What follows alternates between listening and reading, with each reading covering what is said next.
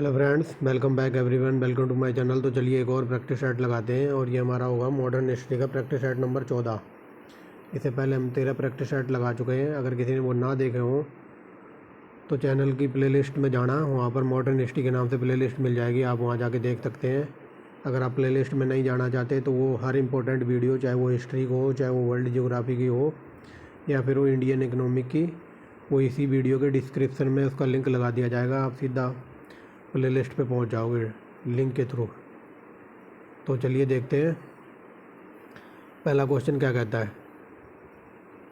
इसमें हम देखेंगे प्रांतीय चुनाव और मंत्रिमंडलों का गठन, क्योंकि लास्ट वीडियो में हमने देख लिया था, लास्ट में हम छोड़ के गए थे, वहाँ पर कांग्रेस समाजवादी पार्टी का गठन हो गया था। और उसके बाद अब हम देखेंगे जो प्रांतीय वगैरह चुनाव क्या हुए थे और क्या कुछ चल रहा था। तो चलिए देखते हैं। पहला क्वेश्चन देखिए, वेरी वेरी मोस्ट इम्पोर्टेंट है। पहला क्वेश्चन 1937 के चुनावीय प्रांतीय चुनावों में कांग्रेस ने 11 में से 5 प्रांतों में बहुमत हासिल किया था। निम्न में से एक में उसका बहुमत कुछ मतों से कम रहा था, तो वो बताना है। यहाँ क्वेश्चन ये पूछा जा रहा है, मतलब 11 प्रांतों में से 5 में तो इनको पूर्ण बहुमत मिला था, लेकिन एक प्रांत ऐसा था जिसमें उसका बहुमत कुछ कम ही रह गया था। तो ये कौन सा प्रांत था? तो ये था I think Madras. Option number B हो जाएगा। ये देखिए, समझ गए होंगे फ्रेंड्स।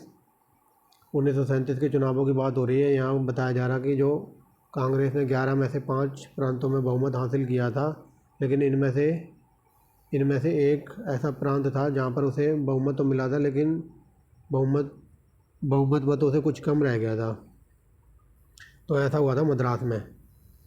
आगे चलिए, दूसरा देखिए क्या कहता है। कांग्रेस ने 1937 के चुनावों में भाग लेकर कितने प्रांतों में पूर्ण बहुमत प्राप्त किया था? तो ये 5 प्रांतों में किया था। Option number C. एकदम बेसिक लेवल से चल रहे हैं और एकदम अपर लेवल तक लेकर जाऊंगा, हार्ड लेवल तक। तो बस बने रहिए आप लास्ट तक। वीडियो थोड़ी लंबी ज़रूर होगी, तो अपने पास पानी वगैरह की बोतल रख लो या कुछ खाने पीने का रख लो। बस आप शुरू से लास्ट तक देख लेना। अगर एक बार में ना समझ आए तो दोबारा देख लेना, बट बीच में छोड़ के मत जाना। और मैं जैसे सीक्वेंस में डाटा जो हमारी बुक में दिया हुआ है, तो उसी हिसाब से मैं सीक्वेंस में चल रहा हूँ। अगर आप डायरेक्ट इसको देखोगे, 14वां नंबर पार्ट है, तो आपके हो सके थोड़ा बहुत समझ आए, लेकिन आप पीछे वाला पार्ट देख के आओगे तब ज़्यादा जल्दी समझ आ जाएगा। तो इसीलिए बोल रहा हूँ सीक्वेंस में देखना, जिस हिसाब से मैंने चैप्टर कराए हैं या बुक में जो ऐसे चैप्टर हैं। तो चलिए तीसरा क्वेश्चन देखिए। 1937 के प्रांतों में मंत्रिमंडल के निर्माण के उपरांत कांग्रेस का शासन 28 महीने चला था। मतलब इन्होंने अपनी सरकार वगैरह 28 महीनों तक चलाई थी, ये बताया जा रहा है। आगे देखिए, वह प्रांत जहाँ 1937 के आम चुनावों के बाद भारतीय राष्ट्रीय कांग्रेस ने अपनी सरकार नहीं बनाई थी, तो वो पंजाब में इनकी, क्या बोल रहा हूँ, बंगाल में इनकी सरकार नहीं बनी थी। ये याद रख लेना, कई बार पूछ लेता है डायरेक्ट फैक्ट के रूप में कि 1937 के चुनावों में भारतीय राष्ट्रीय कांग्रेस की सरकार कहाँ नहीं बनी थी, तो बंगाल में नहीं बनी थी। लेकिन कई बार क्वेश्चन ये भी पूछ लेता है कि इनको पूर्ण बहुमत कहाँ नहीं मिला था, तो वो नहीं मिला था पंजाब में। आगे देखिए, ये देखिए आ ही गया क्वेश्चन। 1937 के संपन्न विधानसभा चुनावों में इंडियन नेशनल कांग्रेस को निम्न में से किस प्रांत में पूर्ण बहुमत नहीं मिला था? तो ये पंजाब में नहीं मिला था। ये कई बार पूछ लेता है, तो याद रखेंगे। पंजाब में इनको पूर्ण बहुमत नहीं मिला था, पंजाब। और इन्होंने कहाँ सरकार नहीं बनाई थी? तो सरकार नहीं बनाई थी इन्होंने कलकत्ता में, यानी कि बंगाल में। और क्या कहते हैं, और कई बार ये पूछा है कि इनकी सरकार कितने महीने चली थी? तो 28 महीने याद रखेंगे। ये डीप के क्वेश्चन है और ग्रुप सीडी के पालतू क्वेश्चन है। आगे देखिए, 1937 के चुनावों के बाद प्रांतों में स्थापित कांग्रेसी सरकारों की गतिविधियों के मार्गदर्शन और समन्वय के लिए तथा कांग्रेस के प्रांतीयकरण को रोकने के लिए एक संसदीय उपसमिति का गठन किया गया था। तो ये बताना है इस समिति का सदस्य कौन नहीं था। तो अब देख लीजिए, इसका वो आंसर हो जाएगा ऑप्शन नंबर ए। जो समिति बनाई गई थी तो सी राजगोपालाचारी इसके सदस्य नहीं थे। आगे देखिए, अगला क्या कहता है। 1937 के चुनावों के बाद यूपी में गठित मंत्रिमंडल किसको वित्त विभाग दिया गया था? ये very very most important question है। ठीक फ्रेंड्स, याद रखेंगे। जो वित्त विभाग दिया गया था रफ़ी अहमद किदवई को। ये कई बार यूपी पीसीएस में पूछा है। जो 1937 के जो चुनाव हुए थे, तो उसमें यूपी में मंत्रिमंडल गठित हुआ था और वित्त विभाग इनको दिया गया था, यानी कि फाइनेंस मिनिस्ट्री, रफ़ी अहमद किदवई। अगला देखिए क्या कहता है, फरवरी 1937 के चुनाव के बारे में कौन सा कथन सही नहीं है? तो कांग्रेस ने इन चुनावों में भाग लिया था, तो यही गलत है।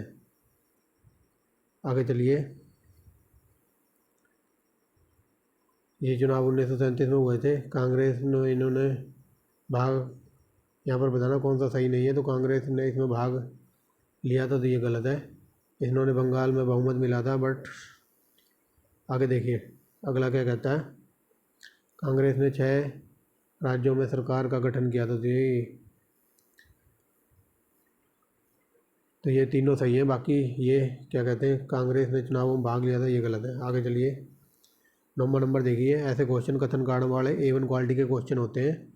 तो चलिए देखिए, 1939 में कांग्रेस मंत्रिमंडल का कार्यकाल समाप्त हो गया था। यहाँ पर कथन कारण वाले पे विचार करना है। तो ये देखिए क्या कहता है, 1939 में कांग्रेस के मंत्रिमंडल का कार्यकाल समाप्त हो गया था, और कारण क्या कहता है, मंत्रिमंडल सुचारू रूप से कार्य नहीं कर रहे थे। तो यहाँ बताना है कौन सा कथन सही है। तो पहला तो गलत है, क्योंकि 1939 में कांग्रेस के मंत्रिमंडल का कार्यकाल समाप्त नहीं हुआ था, और दूसरा ये सही है, यानी कि ये देखिए ए असत्य है, आर सही है। इनका कार्यकाल समाप्त नहीं हुआ था 1939 में। आगे चलिए, 10वां नंबर देखिए क्या कहता है, 11 प्रांतों में से 7 प्रांतों में कांग्रेस की सरकार कब बनी थी? तो ये 1937, जुलाई 1937। आगे देखिए अगला क्या कहता है, 1937 में प्रांतीय विधानसभा चुनावों के उपरांत मुस्लिम लीग की राजनीति के संबंध में निम्नलिखित में से कौन सा कथन सही नहीं है? तो मुस्लिम लीग की बात बताना है। तो चलिए देखिए, मुस्लिम लीग क्या कर रही थी? तो देखिए बंगाल, हमें गलत ढूंढना है, ठीक है फ्रेंड्स, याद रखेंगे गलत ढूंढना है। तो बंगाल, सिंध और उत्तर पश्चिम सीमांत में मुस्लिम लीग मंत्रिमंडलों ने त्याग पत्र दे दिया था, तो यही गलत है। बाकी जो सही है उनको भी देख लेते हैं। मुस्लिम लीग द्वारा भारतीय राष्ट्रीय कांग्रेस के साथ गठजोड़ मंत्रिमंडल बनाने की इच्छा थी, तो ये सही है। जिन्ना ने कांग्रेस की शक्ति के मध्य में चूर होने की आलोचना की थी, तो ये भी सही है। अगला देखिए, मुस्लिम लीग ने कांग्रेस शासित प्रांतों में मुसलमानों के प्रति दुर्व्यवहार की रिपोर्ट तैयार की थी, तो ये सही है। बाकी चौथा गलत है, और गलत ही ढूंढना था। आगे देखिए 12वां नंबर क्या कहता है, 1937 के मध्य भारत और बरार में कांग्रेस मंत्रिमंडल बनने वाले पहले मुख्यमंत्री कौन थे? तो ये जो इन्होंने 1937 में कांग्रेस की सरकार बनी थी, तो बरार में इन्होंने मुख्यमंत्री नियुक्त किया था BN खरे को। आगे देखिए 13वां नंबर क्या कहता है,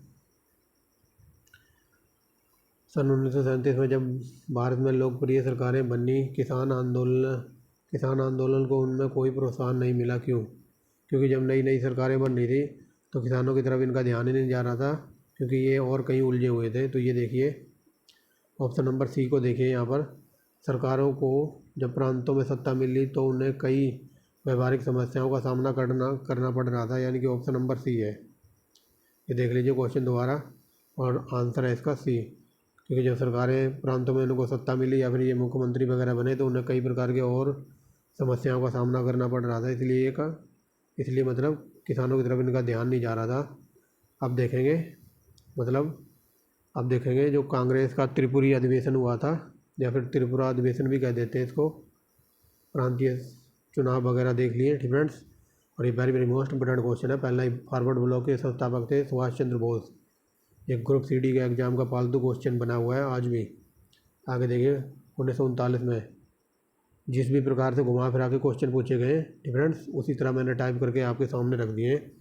तो देखिए वर्ष 1939 में कांग्रेस छोड़ने के बाद सुभाष चंद्र बोस ने कौन सी दल की स्थापना की थी, या फिर कौन सा दल बनाया था? तो ये था फॉरवर्ड ब्लॉक। और कई बार ये पूछ लेता फॉरवर्ड ब्लॉक बनाया कब था? ये 1939 में और सुभाष चंद्र बोस ने बनाया था, याद रखेंगे। ये देखिए सुभाष चंद्र बोस ने तो ये 1939 में फॉरवर्ड ब्लॉक की स्थापना की थी।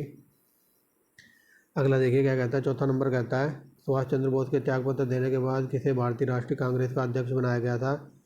तो ये बनाया गया था डॉक्टर राजेंद्र प्रसाद को।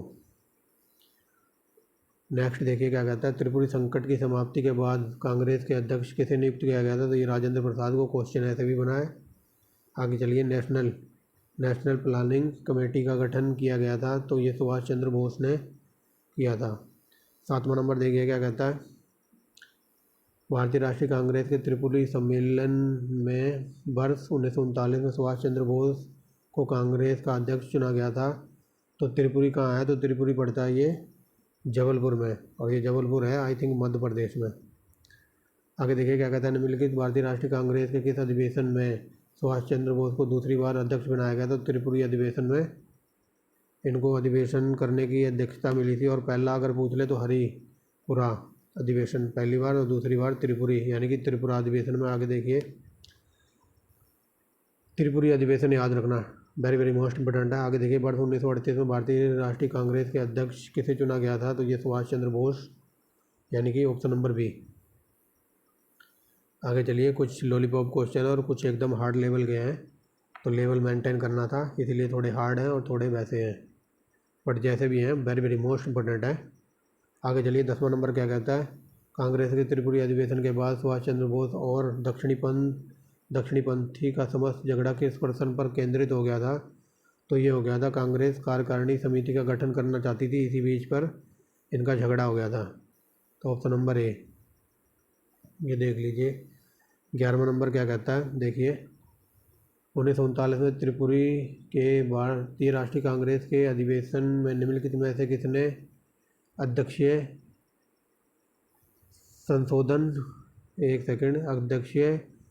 उद्बोधन का अंग्रेजी में अनुवाद किया था? तो ये बताइए किसने किया था, बताइए। तो ये किया था, क्या कहते हैं, निम्नलिखित में से किसने अध्यक्षीय उद्बोधन का अंग्रेजी में अनुवाद किया था या फिर ट्रांसलेट किया था? तो ये किया था शरद चंद्र बोस ने, ऑप्शन नंबर बी, ये देख लीजिए। आगे चलते हैं। 12वां नंबर क्या कहता है। निम्नलिखित में से भारतीय राष्ट्रीय कांग्रेस के किस अधिवेशन में कांग्रेस अध्यक्ष के चुनाव में सुभाष चंद्र बोस ने पट्टाभी सीतारमैया को हराया था? ये वेरी वेरी मोस्ट इंपोर्टेंट है। तो ये हराया था त्रिपुरी अधिवेशन 1939 में।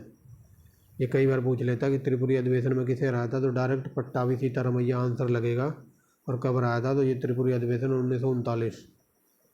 आगे देखिए, अखिल भारतीय फॉरवर्ड ब्लॉक की स्थापना के लिए सुभाष चंद्र बोस से जुड़े और INA आंदोलन के साथ भी जुड़े, यानी कि ये क्वेश्चन ये पूछ रहा है कि जब सुभाष चंद्र बोस ने फॉरवर्ड ब्लॉक बनाई थी या फिर संस्था बनाई थी और आज़ाद हिंद फौज बनाई थी जो कि सिंगापुर में बनाई थी, तो उस समय सुभाष चंद्र बोस के साथ कौन था?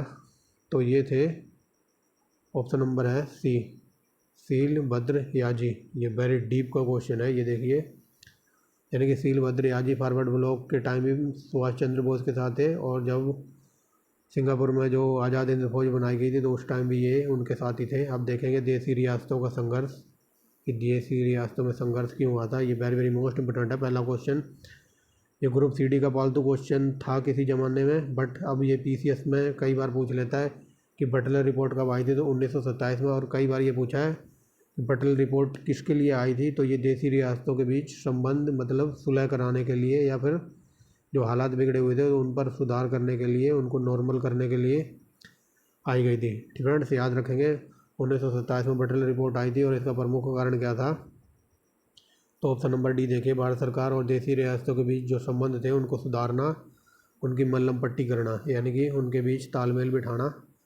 बस आप समझ जाओ जैसे समझते हो। फ्रेंड्स आगे चलिए, 1927 में बटलर कमेटी का उद्देश्य क्या था? तो ये देखिए, भारत सरकार और देसी रियासतों के संबंध को सुधारना। ये कई बार PCS में सीधा पूछ लेता है, तो याद रखेंगे। तीसरा क्वेश्चन देखिए, निम्नलिखित देसी राज्यों में से कौन यथावत समझौते के पक्षधर में थे? तो हैदराबाद, यानी कि स्टैंड स्टिल समझौते के कौन पक्षधर में थे? तो ये थे हैदराबाद। आगे चलिए, यानी कि हैदराबाद की रियासत। आगे चलिए, निम्नलिखित में से कौन 1939 में भारत प्रजामंडल के अध्यक्ष थे? तो भारत प्रजामंडल के अध्यक्ष थे जवाहरलाल नेहरू, या फिर कई जगह ये लिखेगा all India state people conference के अध्यक्ष कौन थे? तो ये जवाहरलाल नेहरू ही है। फ्रेंड्स इधर थोड़ा इंग्लिश में लिखा हुआ है, बट आप घबराना नहीं। आगे चलिए, त्रिपुरा की देसी रियासत स्वतंत्रता आंदोलन में 20वीं सदी के आरंभ में शामिल हुई क्योंकि?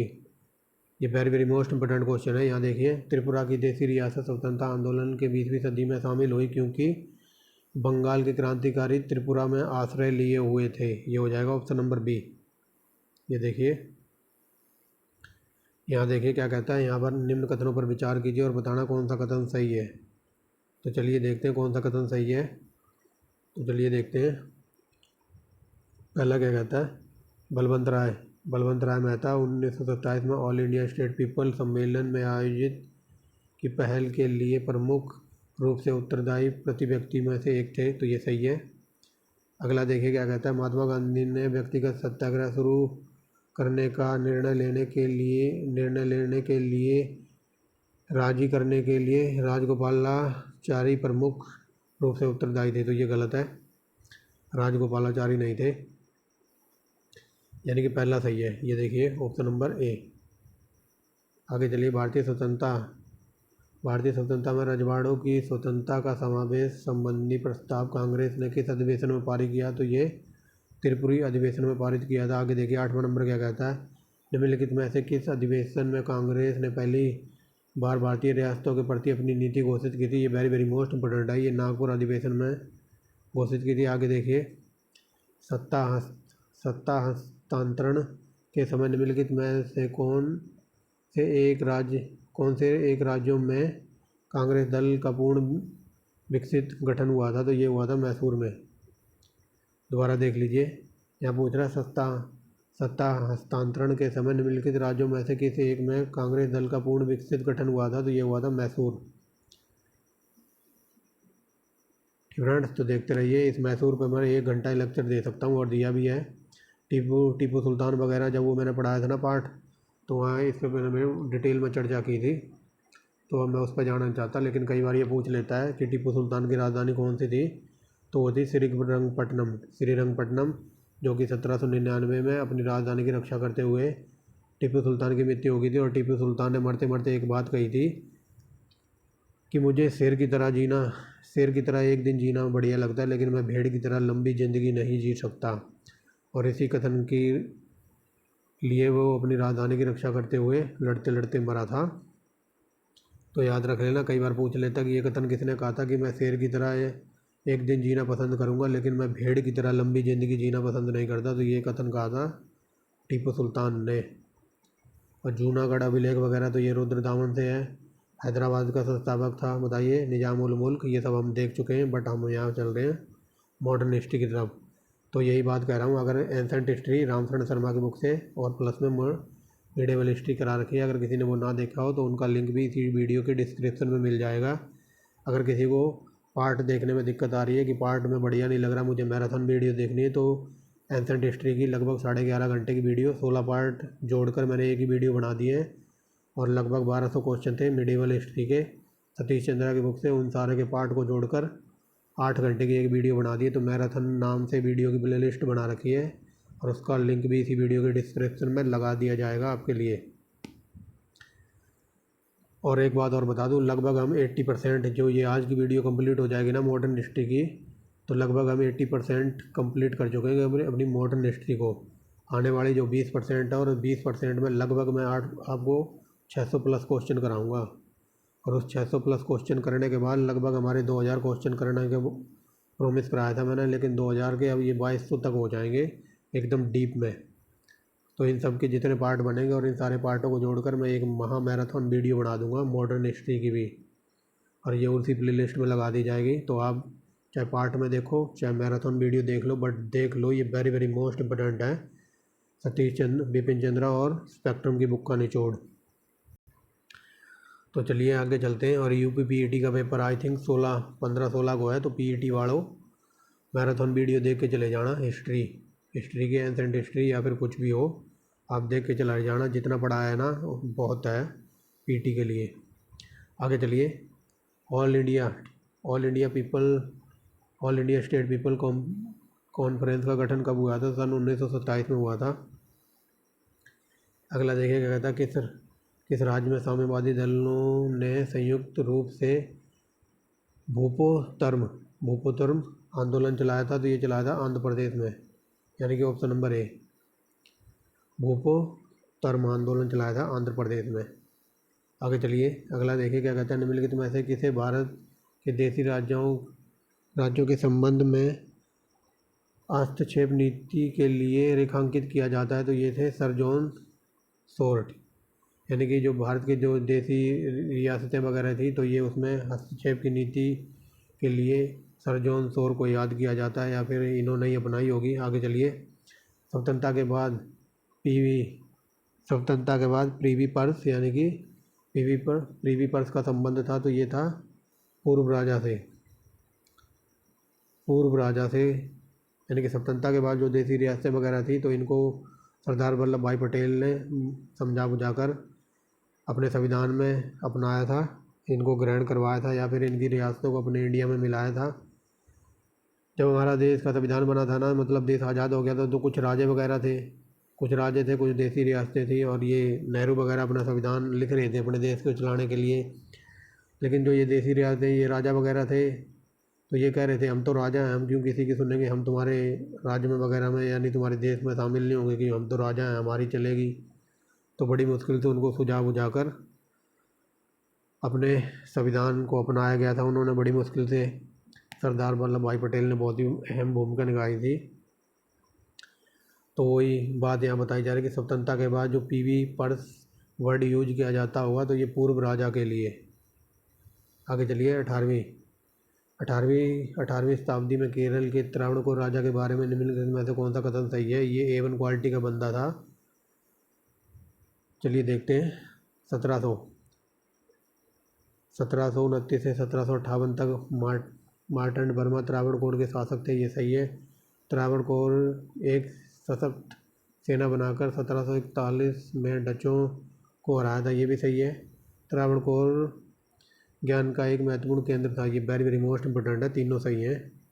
ये देखिए मेरे अकॉर्डिंग तो तीनों ही सही हैं। और ये त्रावणकोर वगैरह था ना, जो यहाँ का राजा था मार्तंड वर्मा, ये एक नंबर का वो था, क्या कहते हैं, रचनाकार या कविता वगैरह करता था, गाने वगैरह A1 क्वालिटी के गाता था ये। 16वां नंबर देखिए। आधुनिक भारत के इतिहास के संदर्भ में शाही थैली या फिर क्या बोल रहा हूँ मैं, शाही थैली क्या थी? तो बताइए, ये वेरी मोस्ट इम्पोर्टेंट टर्म है। तो बताइए शाही थैली किसको कहा जाता था उस टाइम? तो ये हो जाएगा, एक सेकंड अब दिखाई देगा। ये देखिए, भारत के पूर्व देशी राजाओं को भारत सरकार द्वारा दिया गया अनुदान, यानी कि जो वल्लभ भाई पटेल वगैरह थे तो वो कह रहे थे आप तुम राजा वगैरह मत बनो, आप सारे अपना देश आज़ाद हो गया और हमारे पास आ जाओ। तो उसी को ये देखिए, भारत के पूर्व देशी राजाओं को भारत सरकार दिया गया अनुदान, तो उसको कहा जा रहा था शाही थैली, यानी कि शाही थैली। आगे चलिए। केरल के राजा मार्तंड वर्मा के बारे में कौन सा कथन सही नहीं है? यानी कि हमें गलत ढूंढना है। तो देखिए, उसने त्रावणकोर पर शासन किया, तो ये तो पढ़ के ही सही लग रहा है। उसने सामंतों का दमन किया, ये सही है। उसने शांति बनाए रखने के लिए यूरोपीय अधिकारियों को रिश्वत दी, तो ये गलत है फ्रेंड्स, और गलती हमें ढूंढना था। तो ऑप्शन नंबर सी है, उसने रिश्वत वगैरह कुछ नहीं दी थी। आगे चलिए। उसने मजबूत आधुनिक सेना का संगठन किया था, बाकी रिश्वत वगैरह था इनका कोई लेना देना नहीं था। आगे देखिए, अब हम देखेंगे द्वितीय युद्ध को। कई बार ये पूछ लेता द्वितीय युद्ध शुरू कब हुआ था? तो ये हुआ था 1939 में, याद रखेंगे। और कब तक चला था? 45 तक। आगे देखिए। व्यक्तिगत सत्याग्रह में विनोबा भावे को प्रथम सत्याग्रही चुना गया था, ये वेरी मोस्ट इंपोर्टेंट क्वेश्चन है। कई बार ये पूछ लेता है। जो हरियाणा PCS का एग्ज़ाम हुआ है 2022 का, उसमें विनोबा भावे के ऊपर 2-3 क्वेश्चन पूछे गए हैं। तो ये देखिए, यहाँ कह रहा है व्यक्तिगत सत्याग्रह के लिए विनोबा भावे को प्रथम सत्याग्रही चुना गया था, और यहाँ दूसरा सत्याग्रही बताना, तो ये पंडित जवाहरलाल नेहरू थे, याद रखना। कई बार ये पूछ लेता है कि प्रथम सत्याग्रही कौन था, तो ये विनोबा भावे। और कई बार इनका एक क्वेश्चन तो मुझे याद आ रहा है, जो हरियाणा PCS में अभी हाल फिलहाल पूछा गया है कि भूदान आंदोलन, तो ये विनोबा भावे का ही आई थिंक। ये क्वेश्चन डायरेक्ट पूछा गया था कि भूदान आंदोलन से कौन संबंधित है, तो ये विनोबा भावे, और यही प्रथम सत्याग्रही थे। और यहाँ पूछा दूसरा कौन था, तो ये थे पंडित जवाहरलाल नेहरू। तो चलिए आगे देखते हैं, दूसरा नंबर क्या कहता है। महात्मा गांधी द्वारा व्यक्तिगत सत्याग्रह आंदोलन के लिए प्रथम सत्याग्रही, तो ये देखिए विनोबा भावे को चुना था महात्मा गांधी ने। ये वेरी वेरी मोस्ट इम्पोर्टेंट है, कई किसी तरीके से भी पूछा जा सकता है कि प्रथम सत्याग्रही था विनोबा भावे आंदोलन, और कई बार ये पूछ ले कि किसने विनोबा भावे आंदोलन को प्रथम सत्याग्रही चुना था, तो फिर आंसर हो जाएगा महात्मा गांधी। समझ रहे हो? आगे चलिए। 1939 में कांग्रेस मंत्रिमंडल ने 7 प्रांतों से त्यागपत्र दे दिया था। क्यों त्यागपत्र दे दिया था? तो चलिए देखते हैं क्यों दे दिया था। कांग्रेस अन्य 4 प्रांतों में मंत्रिमंडल नहीं बना पा रही थी, तो ये नॉनसेंस स्टेटमेंट है। दूसरा देखिए, कांग्रेस के वाम पक्ष के उदय में मंत्रिमंडल का कार्य कर सकना असंभव हो गया था, तो ये भी गलत है। तो यहाँ देखिए ये तीनों ही गलत है। उपयुक्त कथन मतलब ए बी सी तीनों ही गलत हैं। इन्होंने क्यों त्यागपत्र दे दिया था 1939 में? क्योंकि जो एक झंडू बाम किस्म का व्यक्ति था लिनलिथगो, उस टाइम वायसराय था, तो उसने मतलब हमारे देश के लोगों से पूछा ही नहीं, कांग्रेस वगैरह से कुछ किसी से नहीं पूछा। और 1939 में द्वितीय युद्ध शुरू हो गया था, तो उसने बिना पूछे मतलब हमारे इंडियन से बिना पूछे द्वितीय युद्ध में मतलब भारतीयों को भी शामिल कर दिया था।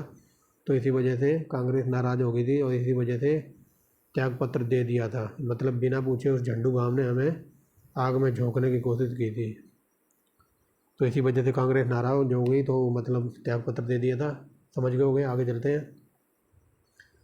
किस भारतीय राष्ट्रवादी नेता ने जर्मनी, ये very very most important question है, किस भारतीय राष्ट्रवादी नेता ने जर्मनी और ब्रिटेन के बीच युद्ध को एक ऐसे प्रदत्त अवसर के रूप में देखा जिसने भारतीयों को उस कंडीशन का या फिर उस स्थिति का अपने हित में लाभ उठाने का मौका मिलता है? तो ये थे सुभाष चंद्र बोस। ऐसा देख रहे थे, मतलब जो जर्मनी और इंग्लैंड का युद्ध चल रहा था, तो ये वहाँ पर उस युद्ध को एक अपॉर्चुनिटी बोल लो या फिर एक अवसर बोल लो, तो ये देख रहे थे उस अवसर को वहाँ सुभाष चंद्र बोस, उनके युद्ध को एक अवसर के रूप में। आगे देखिए, आचार्य विनोबा भावे जो कि भूदान आंदोलन, ये देखिए आ गया ना क्वेश्चन, विनोबा भावे भूदान आंदोलन से जुड़े हुए थे, और ये हरियाणा PCS 2022 का क्वेश्चन है। आगे चलिए। आचार्य विनोबा भावे की जो अपने भूदान आंदोलन के माध्यम से भू सुधार अथवा भूमि वितरण करना चाहते थे। प्रथम भूदान आंदोलन 18 अप्रैल 1951 को किस ग्राम में प्राप्त हुआ था? तो बताइए। तो ये आंध्र प्रदेश के तेलंगाना क्षेत्र के पोचमपल्ली। तो चलें आगे देखिए। छठा क्या कहता है? भूदान आंदोलन का सर्वप्रथम आरंभ हुआ था, तो ये बता दिया आंध्र प्रदेश का जो क्षेत्र था तेलंगाना क्षेत्र का पोचमपल्ली। आगे देखिए, द्वितीय विश्व युद्ध के संबंध में भारतीय राष्ट्रीय कांग्रेस की क्या नीति थी? तो अपने इंडिया वाले कह रहे थे कि हमें मतलब पूर्ण स्वतंत्रता मतलब पूरी आज़ादी मिलेगी तभी हम आपको इस युद्ध में सहयोग करेंगे, तो ऑप्शन नंबर ए हो जाएगा। पूर्ण स्वतंत्रता का आश्वासन मिलने पर ब्रिटेन का सहयोग करेंगे और अदरवाइज हम नहीं जाएंगे विश्व युद्ध में कूदने। आगे देखिए, यहाँ कथन कारण वाला है, तो देखिए कथन क्या कहता है? द्वितीय विश्व युद्ध में भारतीय राष्ट्रीय कांग्रेस ने अंग्रेज़ों का सहयोग प्रदान किया, तो ये पढ़ के ही गलत लग रहा है। आगे देखिए, क्योंकि उन्हें पूर्ण स्वराज प्राप्त होने की आशा थी, तो ये दोनों ही गलत है। ये देखिए ऑप्शन नंबर हो जाएगा यहाँ पर डी। ऑप्शन नंबर डी है, मतलब आर भी गलत है और एस भी गलत है। Option number B. समझ गए होंगे क्यों गलत है? क्योंकि सहयोग तो किया ही नहीं था इसने, बिना पूछे मतलब युद्ध में मतलब भारतीयों को पूछा ही नहीं और युद्ध में शामिल करने की कोशिश की थी, तो कांग्रेस ने त्यागपत्र दे दिया, तो सहयोग करने की तो कोई बात ही नहीं बनती। और यहाँ देखिए, क्योंकि उन्होंने पूर्ण स्वराज प्राप्त होने की आशा थी, मतलब सहयोग किया नहीं और पूर्ण स्वतंत्रता या फिर पूर्ण स्वराज प्राप्त करने की आशा कहाँ से होगी? तो अंग्रेज़ अगर पूर्ण स्वराज या फिर पूर्ण स्वतंत्रता दे देते तो फिर इतना लंबा जंजाल वगैरह 7-8 सालों तक ना चलता। समझ गए हो गए। आगे चलिए, 9वां क्वेश्चन देखिए। विश्व युद्ध के बीच के वर्षों में भारत में सक्रिय क्रांतिकारी आंदोलन के संबंध में कौन सा कथन सत्य है? जब विश्व युद्ध चल रहा था तो उस टाइम भारत में एक ज़बरदस्त आंदोलन चला रहे थे ये भगत सिंह, नौजवान सभा के संस्थापक थे भगत सिंह। इन्होंने यानी कि कई बार ये पूछ लेता कि नौजवान सभा का संस्थापक कौन था, तो ये भगत सिंह थे। और हाल फिलहाल एक करंट का क्वेश्चन बता दूं कि जो चंडीगढ़ एयरपोर्ट है, तो उसका नाम बदल कर अब कर दिया गया है भगत सिंह एयरपोर्ट। याद रखना, चंडीगढ़ एयरपोर्ट का नाम बदलकर शहीद भगत सिंह एयरपोर्ट कर दिया गया है, जो कि बहुत ही अच्छी बात है। आगे चलिए। द्वितीय विश्व युद्ध के बाद 1946 में निम्न में से कौन भारत आया था, तो ये कैबिनेट मिशन, यानी कि ऑप्शन नंबर बी। इसको याद कर लो, इसकी डेट कई बार ये पूछ लेता है। कैबिनेट मिशन भारत कब आया था, तो ये 1946 में आया था। आगे देखिए, महात्मा गांधी का मानना था कि द्वितीय विश्व युद्ध में भागीदारी के आशय से निम्न में से सिद्धांत का उल्लंघन होगा, तो ये न्याय का उल्लंघन समझ रहे थे उस टाइम। आगे चलिए। और A1 क्वालिटी की वीडियो देखने के लिए आप इस चैनल का नाम याद रख सकते हैं। कंटेंट अच्छा लग रहा हो तो आप एक लाइक कर सकते हैं, अगर बहुत ज़्यादा ही अच्छा लग रहा हो तो आप सब्सक्राइब भी कर सकते हैं और बेल आइकन को भी प्रेस कर सकते हैं। अब देखेंगे आगे, क्रिप्स मिशन और भारत छोड़ो आंदोलन, ये वेरी वेरी मोस्ट इम्पोर्टेंट है टॉपिक। यहाँ से क्वेश्चन भर भर के पूछे जाते हैं। तो चलिए देखिए, जो ये पार्ट है, यानी कि जो भारत छोड़ो आंदोलन वगैरह है, तो इसमें मैंने कथन कारण वाले ज़्यादा क्वेश्चन पुट किए हैं। तो चलिए देखिए, पहला ही कथन कारण वाला है। कथन कहता है, क्रिप्स मिशन या फिर क्रिप्स प्रस्तावों को कांग्रेस ने अस्वीकृत कर दिया था, यानी कि रिजेक्ट कर दिया था। कारण देखिए, क्रिप्स मिशन में केवल श्वेत लीग सम्मिलित थे। तो बताइए कौन सा कथन सही है। तो बताइए, पहला देखिए, पहला पढ़ के ही सही लग रहा है, क्रिप्स मिशन को कांग्रेस ने रिजेक्ट कर दिया था, सही है। दूसरा देखिए, क्रिप्स मिशन में केवल श्वेत लीग सम्मिलित थे, तो बताइए, तो ये हो जाएगा AR, दोनों सही हैं और व्याख्या नहीं हो रही है। अब यहाँ आप लोग कन्फ्यूज हो रहे होंगे, श्वेत माने वही गोरे अंग्रेज, यानी कि श्वेत लीग में, यानी कि क्रिप्स मिशन में केवल श्वेत लीग, यानी कि जो अंग्रेज थे ना, गोरे लोग, वही शामिल थे। तो ये दोनों सही हैं और व्याख्या नहीं कर रहे हैं। फ्रेंड्स समझ गए हो गए। आगे चलिए। ये देखिए, अभी बताया था ना, ये कई बार पूछ लेता कि जब 1942 का क्या कहते हैं भारत छोड़ो आंदोलन चला था, तो उस टाइम वायसराय था, ये लॉर्ड लिथगो का नाम याद रखेंगे, लिथगो, ठीक है। और इसी ने मतलब भारतीयों को बिना पूछे द्वितीय विश्व युद्ध में झोंकने की कोशिश की थी। तो चलिए आगे, कथन कारण वाला देखिए। लॉर्ड लिथगो ने 1942 में अगस्त आंदोलन को सिपाही विद्रोह के बाद सर्वाधिक गंभीर विद्रोह कहा था। तो ये वेरी वेरी मोस्ट इंपोर्टेंट है, पहला पढ़ के ही सही लग रहा है। सिपाही विद्रोह कब हुआ था, 1857 की क्रांति के ऊपर पूरी कहानी सुना रखी है पार्ट नंबर 5 में। तो पार्ट नंबर 5 वहाँ जाके देख लेना, कभी भी क्वेश्चन 1857 की क्रांति से गलत नहीं होगा। ठीक फ्रेंड्स, किसने कहाँ से विद्रोह किया था, तो पूरी कहानी सुना रखी है, तो आप वहाँ जाके देख सकते हैं। आगे देखिए, कुछ क्षेत्रों में किसान व्यापक जन आंदोलन में उठ खड़े हुए थे, तो बताइए, तो ये दोनों सही हैं। मतलब इसने ये कहा था जो भारत छोड़ो आंदोलन चला था, तो सिपाही विद्रोह के बाद ये सबसे गंभीर विद्रोह था, और कुछ क्षेत्रों में जो किसान वगैरह थे, तो वो भी इस आंदोलन में उठ खड़े हुए थे। तो ये देखिए, AR दोनों सही है, और यहाँ पर स्पष्टीकरण भी हो रहा है, यानी कि आगे चलिए। भारत छोड़ो आंदोलन में भारतीय राष्ट्रीय आंदोलन की प्रकाष्ठा थी। दूसरा क्या कहता है, भारत छोड़ो आंदोलन के बाद शक्ति हस्तांतरण की प्रक्रिया की खोज का तकाजा था। शक्ति की प्रक्रिया की खोज का तकाजा था, तो बताइए कौन सा सही है। तो चलिए देखते हैं। ठीक फ्रेंड्स, थोड़ा पानी पिया है। कल एक भाई ने कमेंट किया और उस भाई ने बहुत ही अच्छी बात बोली, तो वो ये कह रहा था कि सर आप बार बार ये बोलते हो ना, ठीक है फ्रेंड्स, तो ये थोड़ा कम कर दो। क्या करूं भाई, एक आदत सी लगी हुई है। ऑफिस में जब जाता हूं तो वहाँ सीनियर वगैरह होते हैं, वो काम बताते हैं और वहाँ करना भी पड़ता है, तो उनको सामने यही बोलना पड़ता है, ठीक है सर, ओके सर, हो जाएगा सर, ओके मैम। तो ये बहुत बुरी आदत है, मैं खुद इस बात से बहुत परेशान हूँ। लेकिन वो आई थिंक उस लड़के का नाम सुधीर था, बट उसने जो भी कहा है बिल्कुल सही कहा है कि ये बहुत बुरी आदत लग रही है मेरे, और मैं खुद इस बात से दुखी हूँ। तो इस वीडियो में बहुत ही कम ही मैं ये बोल रहा हूँ, ओके फ्रेंड। तो चलिए देखते हैं। बट जो भी है, सुधीर जी, आपने मेरी मतलब दुखती रग पे हाथ रख दिया। और मैं खुद इस बात से बहुत परेशान हूँ। ये बहुत गंदी आदत लगी है यूट्यूब पर आके। और बाकी जो ऑफिस में है तो वहाँ तो चलता ही है, ऑफिस में तो बोलना ही पड़ता है, ओके सर हो जाएगा ये काम, ओके मैम हो जाएगा। बट यहाँ तो मैं खुद ही मतलब इस बात से बहुत परेशान हूँ। बट जो भी है बस धीरे धीरे कंट्रोल होगा। इस वीडियो में आपको देखने को मिल जाएगा।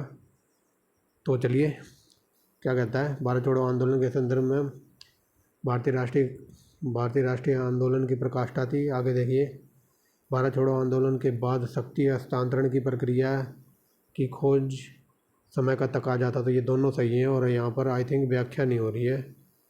तो ये देखिए AR दोनों सही है और यहाँ व्याख्या भी हो रही है, मतलब सही स्पष्टीकरण भी हो रहा है।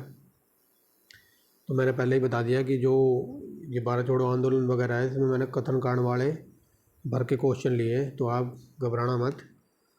कुछ थोड़े इजी भी हैं, बट ये UP के कथन कांड वाले क्वेश्चन फालतू क्वेश्चन बन गए हैं पिछले 4-5 सालों से। तो देखिए, भारत छोड़ो आंदोलन के परिणाम स्वरूप अंग्रेज और मुसलमान कांग्रेस के प्रति सम्मान घृणा के कारण एक दूसरे के नज़दीक आ गए थे। और ये झंडू राम जिन्ना देखना क्या कर रहा था, ये जिन्ना ने ब्रिटिश सरकार के पक्के सहयोगी की तरह कार्य किया और मुसलमानों को सन 1942 में कांग्रेस आंदोलन से दूर रखने के लिए कहा। 1942 के कांग्रेस आंदोलन से दूर रखने के लिए कहा। तो ये झंडू राम जिन्ना ये मुसलमानों को कह रहा था कि तुम इस आंदोलन में से दूर रहो, डिस्टेंस जितना हो सके उतना बनाओ और तुम अंग्रेज़ों के तलवे चाटो जैसे कि मैं चाट रहा हूँ। ये देखिए, जिन्ना ने ब्रिटिश सरकार के पक्के सहयोगी की तरह कार्य किया और मुसलमानों को 1942 यानी कि भारत छोड़ो आंदोलन में कांग्रेस के आंदोलन से दूर रहने के लिए कहा था। तो बताइए, ये दोनों सही हैं। ये देखिए, AR दोनों सही हैं और ये व्याख्या भी कर रहा है। ये देखिए, अगेन कथन कांड वाला क्वेश्चन है, एकदम डीप लेवल के। तो कथन देखिए क्या कहता है, भारत छोड़ो आंदोलन को लोगों को जागृत करने और साथ दिलाने में सफलता मिली। मतलब भारत छोड़ो आंदोलन जो चलाया गया था तो भारत के लोगों को जागृत करने यानी कि उन्हें नींद से जगाने और साहस दिलाने, उन्हें जोश भरने यानी कि उन्हें मोटिवेट करने के लिए सफल हुआ था। तो ये सही है। करो या मरो का नारा लोगों के अंदर मन में प्रवेश कर गया और महात्मा गांधी ने ये नारा दिया था 1942 में भारत छोड़ो आंदोलन के दौरान। तो ये दोनों सही हैं और स्पष्टीकरण भी हो रहा है। मतलब जो भारत छोड़ो आंदोलन था तो वहाँ लोगों को हौसला दिया, साहस दिया और उनमें थोड़े मोटिवेट हुए लोग। और करो या मरो का नारा उनके दिमाग में सेट हो गया यानी कि वो मोटिवेटेड हो गए थे। तो ये देखिए, AR दोनों सही हैं और स्पष्टीकरण भी हो रहा है। ठीक फ्रेंड्स, तो आप समझ जाइए जैसे कि मैं समझा रहा हूँ, आप जिस भी भाषा में समझ सकते हैं समझ जाइए। अगेन देखिए, एक थोड़ा कलर चेंज करते हैं, अब चलते हैं। तो देखिए, छठा क्वेश्चन क्या कहता है, अगेन कथन कांड वाला है। तो यहाँ से देखिए, कथन राष्ट्रीय स्वयं सेवक संघ ने 1942 में भारत छोड़ो आंदोलन में पृथक रहा। मतलब जो ये राष्ट्रीय स्वयं सेवक संघ था तो ये भारत छोड़ो आंदोलन से डिस्टेंस बनाया हुआ था, मतलब दूरी रहा था। दूसरा देखिए क्या कहता है, इसका विचार था कि इस आंदोलन से भारत की स्वतंत्रता में देरी होगी। तो बताइए कौन सा कथन सही है। तो ये देखिए, A सत्य है लेकिन R गलत है। मतलब ये दूरी बनाए हुए था ये तो सही है, लेकिन भारत छोड़ो आंदोलन जो चल रहा था तो इसमें स्वतंत्रता में देरी नहीं होगी, तो इससे कुछ पॉजिटिव परिणाम निकलेगा। तो मतलब A सही है, R गलत है। आगे देखिए, 7वां नंबर क्या कहता है, निम्नलिखित कथनों पर विचार कीजिए। क्रिप्स प्रस्तावों में प्रावधान सम्मिलित थे। तो ये क्रिप्स मिशन आया था। तो ये देखिए क्या लेकर आया था, भारत में पूर्ण स्वतंत्रता के लिए संविधान निर्माती निकाय की रचना के लिए। तो बताइए इनमें से कौन सा कथन सही है। तो ये देखिए, यहाँ पर बताना कौन सा कथन सही है। तो पहला तो गलत है, पूर्ण स्वतंत्रता देने के लिए नहीं आया था, ये हमारा खून चूसने के लिए आया था। तो ये देखिए, दूसरा सही है, संविधान निर्मात्री निकाय की रचना करने के लिए, लेकिन पूर्ण स्वतंत्रता की बात नहीं हुई थी यहाँ पर। तो ये ऑप्शन नंबर दूसरा सही है। अगर किसी को डिटेल में ही पढ़ना है ना, जो मैं ये पढ़ा रहा हूँ बिपिन चंद्रा की बुक से, जो थ्योरी मैंने पढ़ाई है ना, तो उसका लिंक भी इसी वीडियो में मैं लगा दूँगा, तो आप वहाँ जाके पहले थ्योरी भी पढ़ सकते हैं। तो चलिए आगे चलते हैं, बाकी देख लेना जैसे भी आपको बढ़िया लगे। मैं तो हर तरीके से तैयारी करवा रहा हूँ आपकी, बस तैयारी करनी है आपको। तो आप चलिए अगला क्वेश्चन देखिए। 8वां नंबर क्या कहता है, निम्नलिखित कथनों पर विचार कीजिए। भारत छोड़ो आंदोलन प्रारंभ करने के पूर्व महात्मा गांधी ने, तो यहाँ ये क्वेश्चन ये पूछ रहा है कि भारत छोड़ो आंदोलन जब महात्मा गांधी ने स्टार्ट किया था ना, तो उससे एक दिन पहले या फिर आंदोलन से पहले लोगों से क्या कहा था। तो देखिए महात्मा गांधी जी आंदोलन करने वाले थे, भारत छोड़ो आंदोलन, तो लोगों से क्या कहा था एक दिन पहले। तो ये देखिए पहला क्या कहता है, सरकारी कर्मचारियों से त्याग पत्र देने के लिए कहा, तो ये तो नॉनसेंस स्टेटमेंट है। दूसरा देखिए क्या कहता है, सैनिकों को अपने पद छोड़ने के लिए कहा, त्याग पत्र और पद छोड़ने के लिए बात एक ही है, तो ये भी गलत है। आगे देखिए क्या कहता है, तीसरा स्टेटमेंट कहता है राजसी राजसी रियायतों के राजाओं को अपनी जनता की प्रभुसत्ता स्वीकार करने के लिए कहा था, तो ये सही लग रहा है। यानी कि राजसी रियासतों के राजाओं को अपनी जनता की प्रभुसत्ता स्वीकार करने के लिए कहा था, तो ये तीसरा सही है। ये देखिए ओनली 3।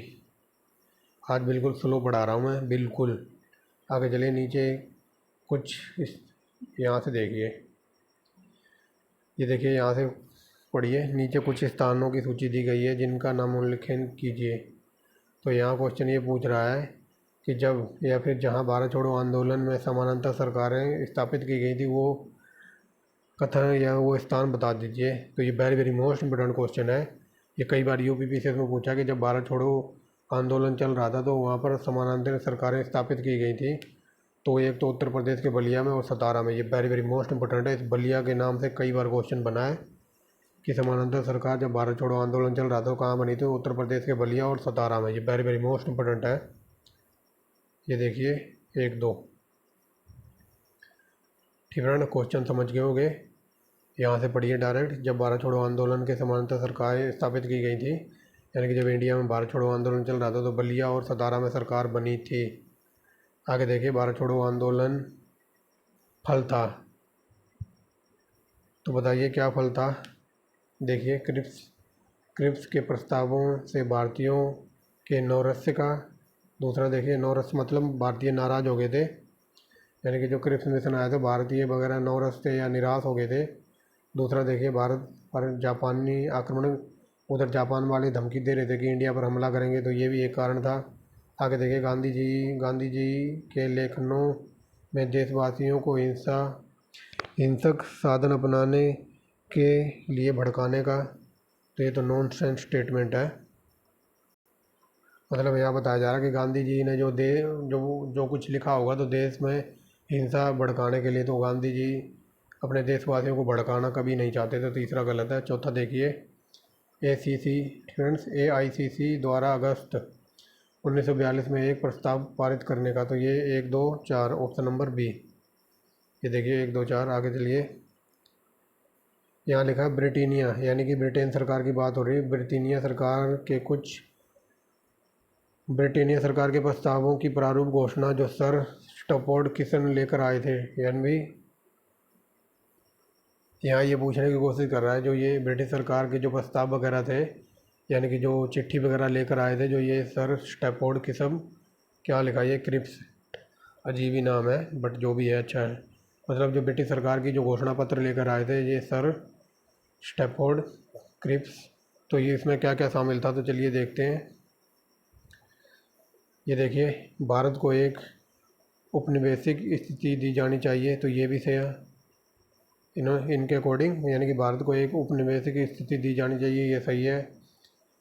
कि सब प्रांतों और राज्यों को मिलकर एक भारतीय संघ होना चाहिए, ये भी सही है। तीसरा देखिए क्या कहता है कि कोई भी प्रांत या भारतीय राज्य भारतीय संघ से बाहर रहने का निर्णय ले सकता है, तो ये भी सही है। मतलब ये भी कह रहे थे, मतलब जो राजा वगैरह हैं वो या तो वो इंडिया में मिल जाएं या वो अपना रजवाड़ा वगैरह अलग से चलाते रहें, तो वही बात बताई जा रही है। कोई भी प्रांत भारतीय राज्य और भारतीय संघ के बाहर रहने का निर्णय भी ले सकता था, मतलब हम अलग ही रहेंगे। और चौथा देखिए कि वह भारत का संविधान की जनता द्वारा निर्मित किया जाए, तो ये चारों सही हैं। चौथे में कह रहा है भारत का संविधान वगैरह है वो भारत की जनता द्वारा निर्मित किया जाना चाहिए, तो ये चारों सही लग रहे हैं। तो ये देखिए ऑप्शन नंबर डी। समझ गए होंगे। अब थोड़ा चलते हैं आगे। भारत छोड़ो आंदोलन में उत्पन्न दंगे किस क्षेत्र में सबसे ज़्यादा व्यापक हो गए थे, तो दंगे वगैरह कहाँ पर व्यापक हो गए थे, तो आई थिंक बिहार और संयुक्त राज्य, ये कहाँ से आ गया, बिहार और संयुक्त प्रांत में दंगे ज़्यादा मतलब भड़क गए थे, खून खराबा हो गए थे, यानी कि पहला और चौथा। ये देखिए ऑप्शन नंबर, ये देखिए बिहार में दंगे भड़क गए थे, और यहाँ पर ये अपना नहीं आएगा, ये संयुक्त प्रांत में दंगे भड़क गए थे, यानी कि पहला चौथा, ऑप्शन नंबर डी। आगे चलते हैं। निम्नलिखित में से दो स्थानों पर भारत छोड़ो आंदोलन अधिक प्रभावी रहा था, तो ये रहा था मेदिनीपुर और बलिया। ये मेदिनीपुर आई थिंक बंगाल में पड़ता है, वेस्ट बंगाल, और बलिया तो आपको पता होगा उत्तर प्रदेश, यानी कि पहला दूसरा। ये देखिए पहला दूसरा। आगे चलते हैं। 14वां नंबर क्या कहता है, निम्नलिखित में से किस वर्ष बंगाल के मेदिनीपुर जिले में जातीय सरकार की स्थापना हुई थी? तो जातीय सरकार की स्थापना हुई थी 1942 भारत छोड़ो आंदोलन के दौरान, ठीक है, और ये मेदिनीपुर पड़ता है बंगाल में, याद रखना। आगे चलते हैं। स्टैफर्ड क्रिप्स की योजना में यह परिकल्पना थी कि द्वितीय युद्ध के बाद भारत को क्या करना चाहिए, यानी कि जो ये क्रिप्स मिशन आया था, तो ये कह रहा था कि तुम हमारा द्वितीय युद्ध में सपोर्ट करो तो हम तुम्हें डोमिनियन स्टेट दे देंगे, यानी कि ये देखिए डी नंबर पे लिखा हुआ है, मैं कहाँ ढूंढ रहा हूँ, ऑप्शन नंबर डी देखिए, भारत को डोमिनियन स्टेट का दर्जा देना चाहता था कौन, ये स्टैफोर्ड क्रिप्स। या फिर कई बार ये पूछ लेता क्रिप्स योजना का उद्देश्य क्या था, तो ये था भारतीयों को डोमिनियन स्टेट का दर्जा देना, ऑप्शन नंबर डी। आगे चलिए। ये देखिए राम कहानी इतनी बड़ी लिखी हुई है, और ये यूपीएससी का पूछा हुआ क्वेश्चन है। तो चलिए यहाँ पर बताना 1942 ईस्वी में क्रिप्स मिशन की एक महत्वपूर्ण पहलू क्या था। तो ये देखिए 1942 का भी बता दिया ना, 1942 में क्रिप्स मिशन का एक महत्वपूर्ण पहलू था कि भारत को डोमिनियन स्टेट का दर्जा प्रदान करना। ये देखिए द्वितीय युद्ध जो मैंने बताया था ना, कांग्रेस को बिना पूछे मतलब द्वितीय विश्व युद्ध में झोंकने की कोशिश की गई थी, बट उन्होंने त्यागपत्र वगैरह दे दिया था। फिर ये आया था क्रिप्स मिशन, तो इसमें भी ये कहा था हम तुम्हें डोमिनियन स्टेट का दर्जा देंगे, बट तुम हमें द्वितीय युद्ध में सपोर्ट करो। यानी कि क्या कहते हैं, किसके बीच हो रहा था, जर्मनी और इंग्लैंड के बीच युद्ध हो रहा था। तो ये अंग्रेज कह रहे थे कि तुम जर्मनी के खिलाफ हमारी तरफ से लड़ो, तो और हम तुम्हें डोमिनियन स्टेट का दर्जा प्रदान करेंगे। यही प्राइम टारगेट था किसका, इस क्रिप्स मिशन का। समझ गए होंगे फ्रेंड्स। बाकी ये राम कथा लिखी हुई है यूपीएससी की, ये सब कुछ गलत लिखी हुई है। जो आंसर है अपना वो है बी नंबर, यानी कि यहाँ से देख सकते हो। द्वितीय युद्ध के बाद मतलब तुम हमें द्वितीय युद्ध में सपोर्ट करो, जर्मनी के खिलाफ तुम हमारी तरफ से लड़ो, और उसके बाद तुरंत हम तुम्हें डोमिनियन स्टेट का दर्जा दे देंगे। समझ गए होगे। आगे चलिए। क्रिप्स मिशन के बारे में कौन सा कथन सही नहीं है, तो चलिए जो सा सही नहीं है उसी को देख लेते हैं। ये देखिए मार्च 1942 में क्रिप्स मिशन ने बार कैबिनेट को एक मसौदा घोषणा पर सहमत करने के लिए राजी कर लिया था, तो ये गलत है। मतलब जो ये बार कैबिनेट की जो ये लोग वगैरह थे, तो उन्होंने घोषणा के लिए सहमत नहीं हुए थे, ठीक है ना। ये प्रस्ताव उन्होंने डिक्लाइन कर दिया था। मतलब जो क्रिप्स मिशन था, तो उन्होंने कैबिनेट के जो भी लोग वगैरह होंगे या अधिकारी वगैरह होंगे, तो मसौदा घोषणा के लिए इनको सहमत नहीं किया था, मतलब ये डिक्लाइन कर दिया था इन्होंने इनकी सहमति को। आगे चलिए जो सही है उनको देख लेते हैं। मार्च 1942 में क्रिप्स मिशन ने, तो ये पहला तो गलत ही है, और हमें गलत ही बताना, तो हमारा आंसर है ये। बाकी जो सही है उनको भी देख लेते हैं। बी नंबर क्या कहता है, जवाहरलाल नेहरू तथा सरदार वल्लभ भाई पटेल ने मिशन के साथ, यानी कि क्रिप्स मिशन की बात हो रही है, यानी कि मिशन के साथ बातचीत के लिए कांग्रेस का प्रतिनिधित्व किया था, तो ये सही है। कई बार पूछ लेता है कि क्रिप्स मिशन में बातचीत करने के लिए कौन कौन गया था, तो ये जवाहरलाल नेहरू और वल्लभ भाई पटेल, और साथ में एक बंदा और था जिसका नाम मैं आगे बताऊंगा, तो ये सही है। सी नंबर क्या कहता है, युद्ध के बाद डोमिनियन स्टेट, ये बता दिया है। युद्ध के बाद मिशन यानी क्रिप्स मिशन ने संविधान निर्माण निकाय का गठन का प्रस्ताव रखा था, तो ये भी सही है, बट गलत हमें ढूंढना था, तो गलत है ए नंबर। मतलब मसौदा घोषणा के लिए इनको राजी नहीं किया गया था। आगे चलिए 18वां नंबर क्या कहता है, किसने क्रिप्स प्रस्तावों को एक डूबते हुए बैंक या फिर चेक कह लो, फ्रेंड्स। तो देखिए किसने क्रिप्स प्रस्तावों को एक डूबते हुए बैंक उत्तर स्थिति का चेक कहा था, तो ये कहा था महात्मा गांधी ने। वेरी वेरी मोस्ट इम्पोर्टेंट है। आगे चलिए। आगे देखिए क्या कहता है, किसकी दृष्टि से क्रिप्स मिशन एक डूबते हुए बैंक के नाम से उत्तर दिनांकी चेक है। तो ये महात्मा गांधी का ही कहना था, बस थोड़ा घुमा के पूछा है। और कई बार ये पूछ लेता है कि क्रिप्स मिशन को डूबता हुआ बैंक या फिर डूबता हुआ चेक किसने कहा था, तो ये महात्मा गांधी ने कहा था। बस ये याद रखना, बस थोड़ा घुमा घुमा के पूछ लेता है। यहाँ देखिए क्या कहेगा, महात्मा गांधी का वक्तव्य था। यह महात्मा गांधी ने कहा था कि एक उत्तर तृतीय चेक जिससे संबंधित था। यानी कि देखिए क्वेश्चन वही आ गया ना जो अभी मैंने बताया था कि महात्मा गांधी ने एक स्थितीय चेक या फिर उत्तर स्थितीय चेक किसको कहा था, तो यह कहा था क्रिप्स मिशन को।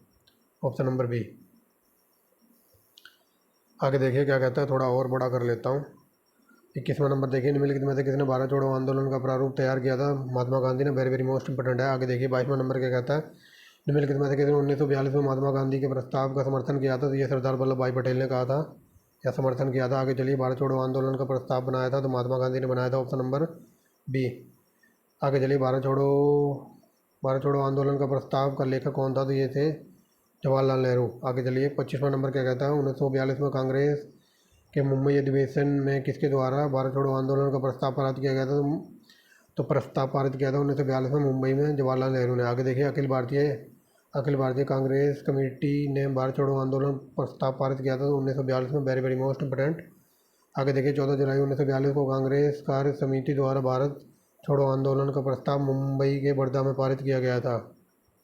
आगे चलिए, भारत छोड़ो आंदोलन की शुरुआत 1942 और कई जगह ये 8 अगस्त या फिर एक सेकंड क्या लिख दिया, ये कई जगह ये 8 और कई जगह ये 9 अगस्त भी लिखा मिलता है। तो याद रखना, ये 8-9 दोनों एक साथ नहीं देगा, बट लोग मानते हैं कि ये 8 अगस्त को ही शुरू हो गया था, 8 अगस्त 1942। आगे चलिए, भारत छोड़ो आंदोलन 1942 को किस महीने में आरंभ हुआ? तो ये अगस्त में बता दिया है।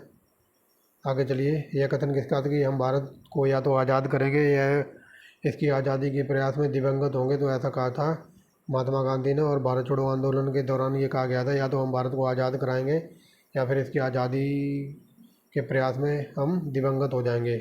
करो या मरो का नारा महात्मा गांधी का था, जो कि भारत छोड़ो आंदोलन में दिया गया था। आगे चलिए, करो या मरो तो महात्मा गांधी बता दिया है। वेरी वेरी मोस्ट इंपोर्टेंट है, ये लॉलीपॉप क्वेश्चन है, ग्रुप सी एग्जाम में कई बार पूछ लेता है। आगे चलिए, भारत छोड़ो आंदोलन के समय कौन युवा नेता अवज्ञा और प्रतिरोध का प्रतीक थी? तो ये थी अरुणा आसेफली। ये वेरी वेरी मोस्ट इंपोर्टेंट नाम है इनका। आगे चलिए 34 नंबर देखिए, स्वतंत्रता संग्राम के दौरान अरुणा आसेफली भूमिगत क्रियाकलाप की प्रमुख महिला थी? तो ये थी भारत छोड़ो आंदोलन की प्रमुख महिला। आगे चलिए, किसने किसने कहा था आज़ादी हमारी पहुँच में आ रहा है, हमें इसे कसकर पकड़ना चाहिए? तो ये कहा था महात्मा गांधी ने। मतलब आज़ादी हमारी पहुँच में है, मतलब हमारी पास आ चुकी है और बस हमें इसको कसकर पकड़ना है। तो ये कहा था महात्मा गांधी ने। आगे चलिए, श्रीमती अरुणा आसेफअली के निधन 19 श्रीमती अरुणा आसेफअली का निधन जुलाई 1996 में हुआ। वे भारतीय स्वतंत्रता संग्राम में उनका काफ़ी योगदान था, यानी कि भारत छोड़ो आंदोलन में अरुणा आसेफअली का पूरा योगदान था, ये कहना चाह रहा है क्वेश्चन। आगे चलिए 37 नंबर क्या कहता है, जब भारतीय राष्ट्रीय कांग्रेस ने भारत छोड़ो आंदोलन पारित किया तो उस समय अध्यक्ष थे मौलाना अब्दुल कलाम आज़ाद। ये वेरी वेरी मोस्ट इंपोर्टेंट है और कई बार ये पूछ लेता है सबसे ज़्यादा लंबे समय तक कौन अध्यक्ष रहा था कांग्रेस का? तो यही थे मौलाना अबुल कलाम आज़ाद। क्यों हुआ था कि ये 1939 में लगभग बने थे और 1939 के बाद छिड़ गया था द्वितीय विश्व युद्ध, जो कि चला था 45 तक, और उसके बाद कांग्रेस वगैरह उलझी रही थी तो इनको मतलब अधिवेशन करने का टाइम ही नहीं मिला, तो इसीलिए ये 5-6 साल टिक गए थे इस पोस्ट पे लंबे समय तक। ठीक है, समझ के हो गए। 8 अगस्त, ये देखिए 8 अगस्त की डेट याद रखना। 8 अगस्त 1942 में कांग्रेस ने भारत छोड़ो आंदोलन शुरुआत की थी मुंबई से। भारत छोड़ो आंदोलन का प्रस्ताव मुंबई के किस मैदान में दिया गया? तो ये ग्वालियर टैंक मैदान था। आगे चलिए 40 नंबर क्या कहता है, भारत छोड़ो आंदोलन के संदर्भ में उषा मेहता। ये वेरी वेरी मोस्ट इंपॉर्टेंट नाम है। तो ये उषा मेहता भारत छोड़ो आंदोलन के दौरान गुप्त रेडियो की खबरें चलाती थी आंदोलन की। ठीक है, तो ऑप्शन नंबर हो जाएगा यहाँ पर ए। ये देखिए, भारत छोड़ो आंदोलन के दौरान बेला में गुप्त कांग्रेस रेडियो चलाने हेतु किसको जाना जाता है? तो ये थी उषा मेहता। याद रखना ये नाम उषा मेहता का। ठीक है, समझ गए होगे। ये देखिए, भारत छोड़ो आंदोलन के संदर्भ में निम्नलिखित में से किसने कांग्रेस रेडियो का प्रसारण किया था? तो उषा मेहता। आगे चलिए एक नाम है मैडम भिकाजी कामा, तो उन्होंने सबसे पहले स्टुटगार्ट में, यानी कि जर्मनी के जो स्टुटगार्ट शहर है, तो वहाँ पर भारत का झंडा फहराया था। कई बार क्वेश्चन पूछ लेता है, तो याद रखना अरुणा आसिफ अली का नाम। फ्रेंड, विदेश में झंडा यानी कि जर्मनी के स्टुटगार्ट में फहराया था किसने झंडा? मैडम भिकाजी कामा ने।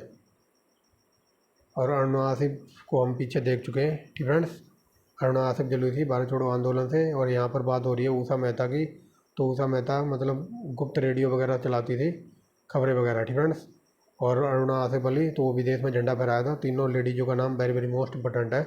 आगे चलिए, भारत छोड़ो आंदोलन के दौरान निम्नलिखित में से किस स्थान पर जन सरकार स्थापित की गई थी? तो सतारा में। और इस सतारा को सबसे पहले हड़प लिया था झंडू राम डलहौजी ने। ये सब हम देख चुके हैं। आगे चलिए, भारत छोड़ो आंदोलन के संदर्भ में महात्मा गांधी को कहाँ बंदी बनाया गया था? तो मुंबई। आगे चलिए, भारत छोड़ो आंदोलन पारित होने के बाद महात्मा गांधी को कैद कर लिया गया था आगा खां पैलेस में। आगे चलिए, निम्नलिखित में से उत्तर प्रदेश के किस जनपद में भारत छोड़ो आंदोलन के दौरान समानांतर सरकार बनी थी? तो ये बलिया। ये कई बार क्वेश्चन बता दिया और वेरी वेरी मोस्ट इंपॉर्टेंट है ये। आगे देखिए, भारत छोड़ो आंदोलन के दौरान उत्तर प्रदेश के किस जिले में समानांतर सरकार बनी थी? ये तो क्वेश्चन रिपीट हो गया और वेरी वेरी मोस्ट इंपॉर्टेंट है। ये बलिया में सरकार बनी थी। बलिया और सतारा याद रखेंगे। आगे चलिए, निम्नलिखित में से प्रधानमंत्रियों में से किसने भारत में क्रिप्स मिशन भेजा था? तो इंग्लैंड के उस टाइम प्रधानमंत्री थे विंस्टन चर्चिल ने भारत में भेजा था क्रिप्स मिशन। आगे चलिए, भारत छोड़ो आंदोलन के दौरान इंग्लैंड का प्रधानमंत्री था, तो ये था चर्चिल। अगर याद ना होता तो ऐसे याद रख लेना कि भारत छोड़ो आंदोलन चल रहा था तो उसकी चर्चा पूरे वर्ल्ड में हो रही थी, तो चर्चा से बनेगा चर्चिल।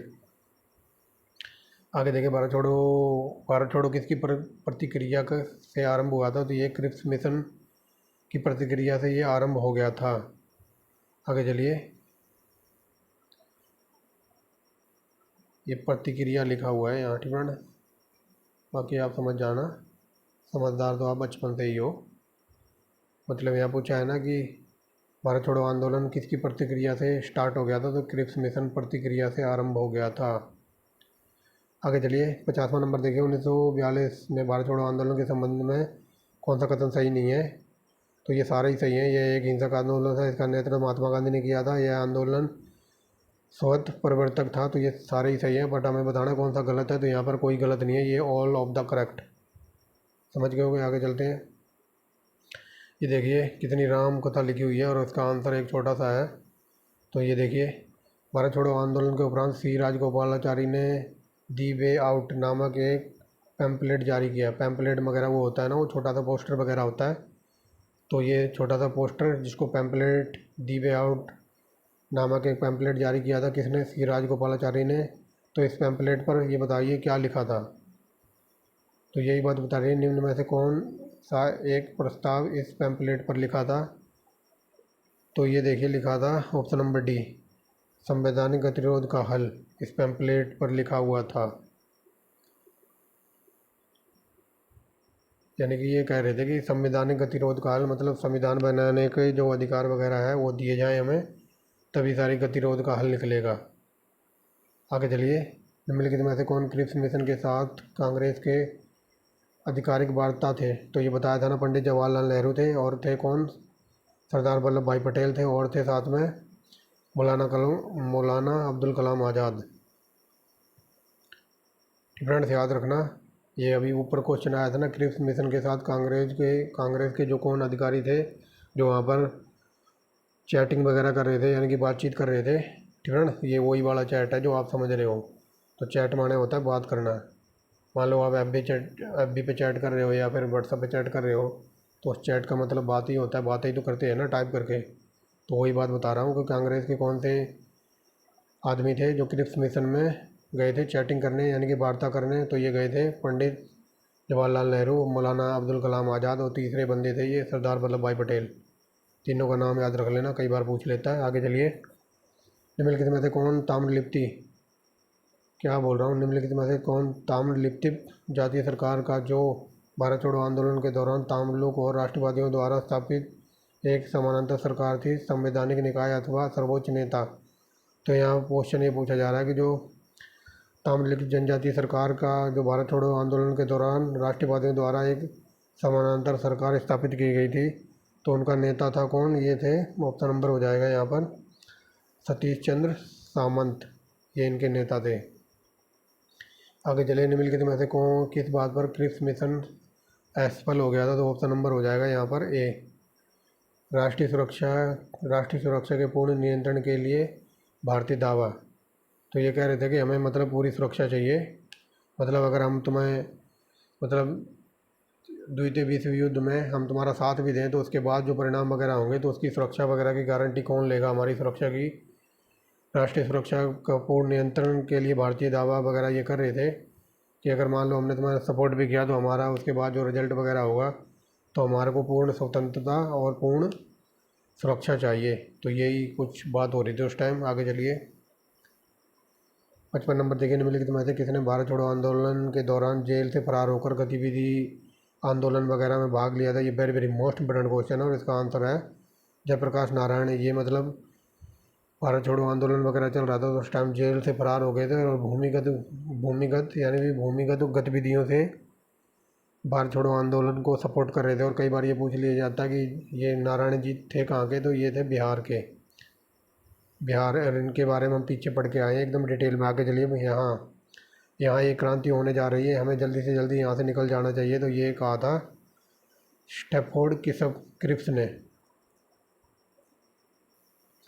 मतलब ये कहना था कि यहाँ पर एक क्रांति होने जा रही है, भारत में एक क्रांति होने जा रही थी, हमें जल्दी से जल्दी यहाँ से अपना पासपोर्ट उठाकर भाग जाना चाहिए। तो ऐसा कहा था स्टैफोर्ड क्रिप्स ने। 57 नंबर देखिए, निम्नलिखित में से कौन क्रिप्स मिशन के संबंध में सही नहीं है?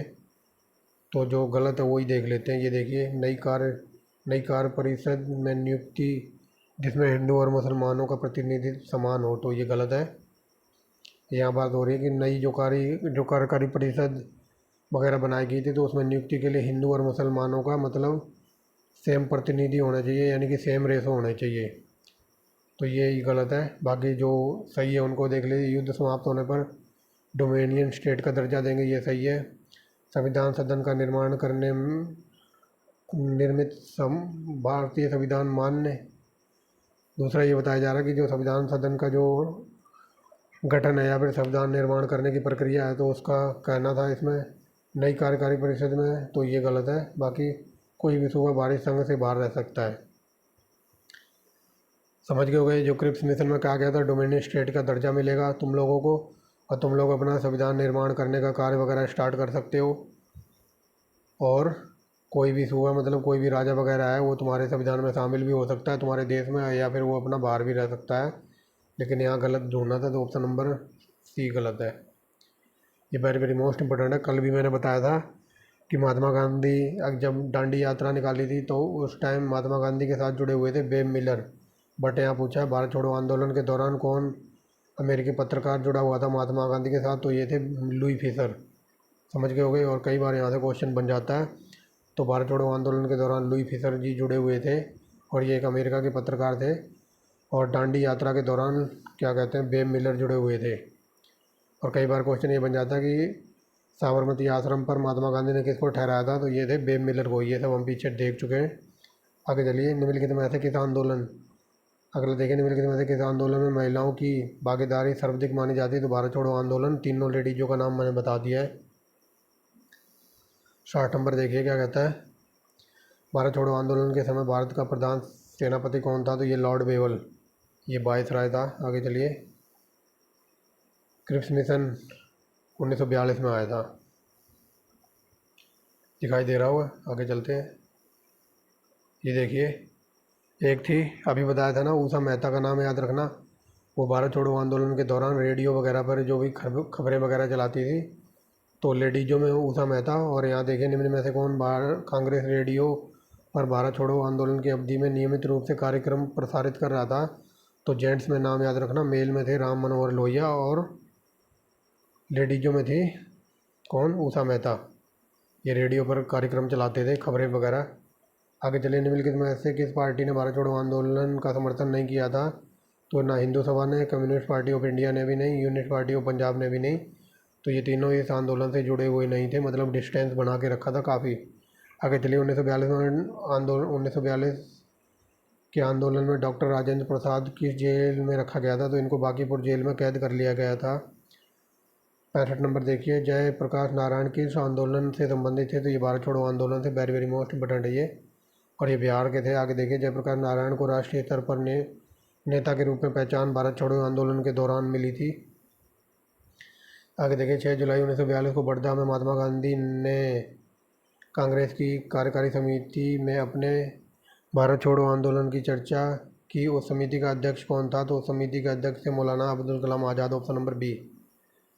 ये देखिए अगला क्या कहता है, भारत छोड़ो आंदोलन के संदर्भ के दौरान अपने बंदी बनाए जाने से पहले महात्मा गांधी ने उन लोगों के लिए निम्नलिखित में से कौन सा निर्देश या फिर आदेश नहीं जारी किया था, तो बताइए। जब महात्मा गांधी जी को बंदी बनाया जा रहा था, तो महात्मा गांधी ने गिरफ्तारी के दौरान लोगों से क्या कहा था, ये क्वेश्चन पूछने की कोशिश कर रहा है। मतलब क्या आदेश नहीं दिया था, तो देखिए क्या नहीं कहा था, तो ये देखिए ऑप्शन नंबर डी को देखिए, अपने को ब्रिटिश सम्राट की प्रजा के रूप में देखें। मतलब भारतीय जनता से ये नहीं कहा था कि अपने आप को ब्रिटिश जनता के रूप में देखना आरंभ कर दीजिए, तो ये गलत है, बाकी सारे सही हैं। करो मरो का आ गया था। इसी दौरान सरकारी संस्थानों को संपूर्ण हड़ताल के माध्यम से पेंगु बनाएं, मृत्यु के जोखिम पर भी राष्ट्र को जीवंत रखें, लेकिन ये मतलब अपने आप को ब्रिटिश सम्राट की प्रजा के रूप में देखना आरंभ कर दीजिए, ये ऐसा कुछ नहीं कहा था गांधी जी ने। आगे देखिए, भारत छोड़ो आंदोलन के दौरान नेताओं की गिरफ्तारी करने हेतु ब्रिटिश सरकार द्वारा चलाया गया अभियान, तो ये था ऑपरेशन जीरो आवर। ये वेरी वेरी मोस्ट इंपोर्टेंट है, कई बार पूछा है। आगे देखिए, गांधी जी ने भारत छोड़ो आंदोलन के दौरान किसने अद्वितीय आंदोलन कहा, तो ये था सरदार वल्लभ भाई पटेल ने महात्मा गांधी के जो भारत छोड़ो आंदोलन को अद्वितीय आंदोलन कहा था। ये वेरी वेरी मोस्ट इंपोर्टेंट है। आगे देखिए क्या कहता है, निम्नलिखित में से कौन भारत छोड़ो आंदोलन से संबंधित नहीं है, तो मोहम्मद अली जिन्ना, ये झंडू बाम दूरी था। आगे चलिए, महात्मा गांधी का हिंसात्मक क्रांति के सौम्य पैगंबर थे, ये देख लीजिए। महात्मा गांधी का हिंसात्मक क्रांति के सौम्य पैगंबर थे, तो ऐसा कहा था लॉरी कॉलिंस ऑफ डोमिनिक लिम्प्रे ने। दोबारा देख लीजिए, ये कहा था किसने, लैरी कॉलिंस और डोमिनिक लिम्प्रे ने। समझ गए होंगे। आगे चलते हैं, अगला क्या कहता है, ब्रिटिश सरकार ने किसे कांग्रेस विद्रोह की संज्ञा दी, जबकि कांग्रेस ने इसे सरकार द्वारा लोगों का आह्वान तनाव में रखने की सहज प्रतिक्रिया बताया, तो यह टिप्पणी किसके लिए हो रही थी, तो ये हो रही थी क्या कहते हैं, भारत छोड़ो आंदोलन के लिए। आगे चलिए, क्रिप्स प्रस्ताव को कांग्रेस और मुस्लिम लीग दोनों ने ही अस्वीकार कर दिया था। 75वां नंबर देखिए, भारत छोड़ो आंदोलन के विषय में कौन सा कथन गलत है, तो ये देखिए गलत बताना है हमें, तो ऑप्शन नंबर डी। इसमें एनी बेसेंट की जानदार भूमिका या फिर भूमिका सराहनीय थी, तो एनी बेसेंट का नाम भारत छोड़ो आंदोलन में नहीं आता है, ठीक है, तो यही गलत है। बाकी जो सही है तो उसे भी देख लीजिए। इसे अगस्त क्रांति के नाम से जाना जाता है। अरुणा आसिफ अली ये जुड़ी हुई थी इस आंदोलन से। जवाहरलाल नेहरू ने इस आंदोलन के दौरान अहमदनगर कोर्ट जेल में बंदी बनाकर रखा गया, ये सही है, वेरी वेरी मोस्ट इंपोर्टेंट है।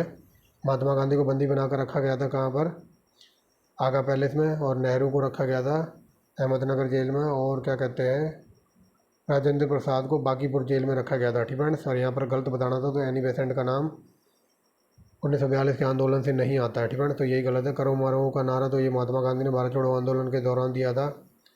आगे देखिए क्या कहता है,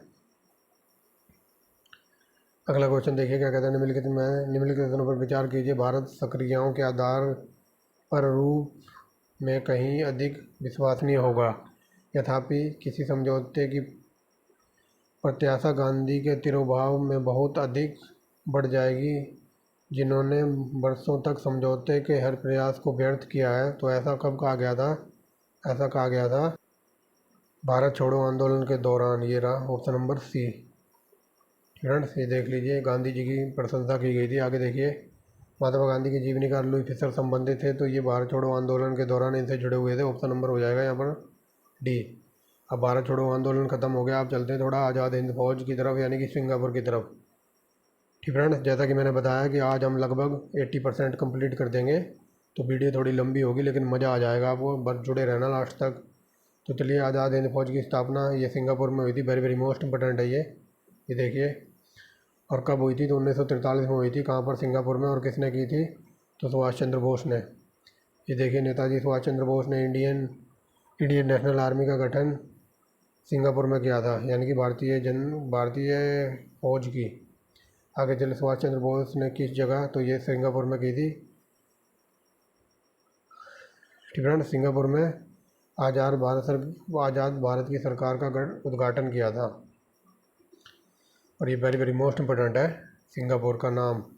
आगे चले, गांधी जी को सबसे पहले महात्मा कहा था, क्या बोल रहा हूँ, गांधी जी को सबसे पहले राष्ट्रपिता कहा था सुभाष चंद्र बोस ने, और महात्मा कहा था किसने? रविंद्रनाथ टैगोर ने। फ्रेंड्स, याद रखेंगे दोनों।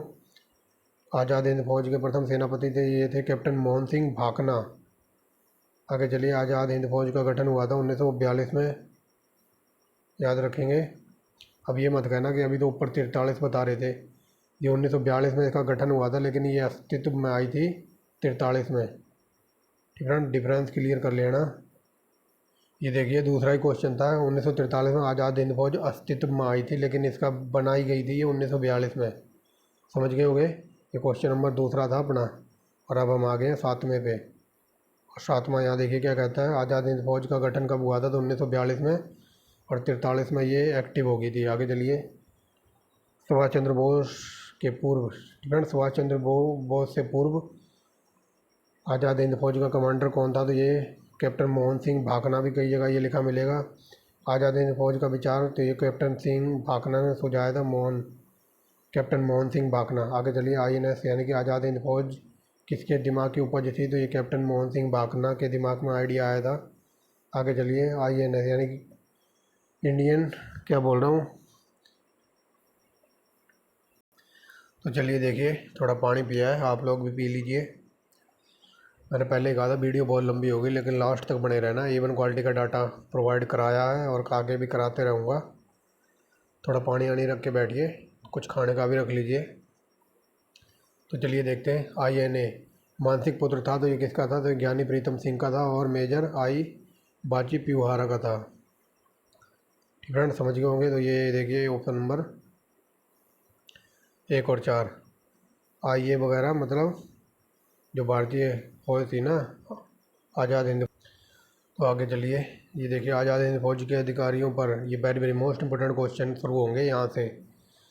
एक तो याद रखना, ये 1942 में बनी थी, 43 में ये एक्टिव हो गई थी, सिंगापुर में बनी थी, और सुभाष चंद्र बोस ने बनाई थी, और इसके पहले कमांडर थे मोहन सिंह भाकना। इतनी बातें याद रखना, ये यहाँ से हर बार क्वेश्चन बना है ग्रुप CD एग्जाम में। तो पालतू क्वेश्चन यही है कि कहाँ पर गठन हुआ था? तो सिंगापुर में हुआ था। किसने किया था? तो 1943 में हुआ था, सुभाष चंद्र बोस ने किया था। लेकिन UPPCS वगैरह में थोड़ा डीप चले जाते हैं, तो कई बार पूछ लेते हैं कि पहला कमांडर कौन था? तो कैप्टन मोहन सिंह भाकना, याद रखना। अब यहाँ से वेरी वेरी मोस्ट इंपोर्टेंट शुरू होंगे क्वेश्चन PCS लेवल के। तो देखिए, आज़ाद हिंद फौज के अधिकारियों के उनके लाल किले में चल रहे मुकदमे में उनका पक्ष किसने लिया था? मतलब उनकी तरफ वकालत कौन कर रहा था? तो उनका सपोर्ट कर रहा था तेज बहादुर सप्रू। ये देखिए, ये PCS के क्वेश्चन शुरू हो रहे हैं यहाँ से, और ये कई बार पूछा है PCS में। ये देखिए, आज़ाद हिंद फौज के अधिकारियों पर लाल किले में मुकदमा चल रहे हैं, तो ये तेज बहादुर सप्रू ने किया था। आई थिंक ये रिपीट हो गया। आगे देखिए, आज़ाद हिंद फौज दिवस मनाया गया था 12 नवंबर 1945 को।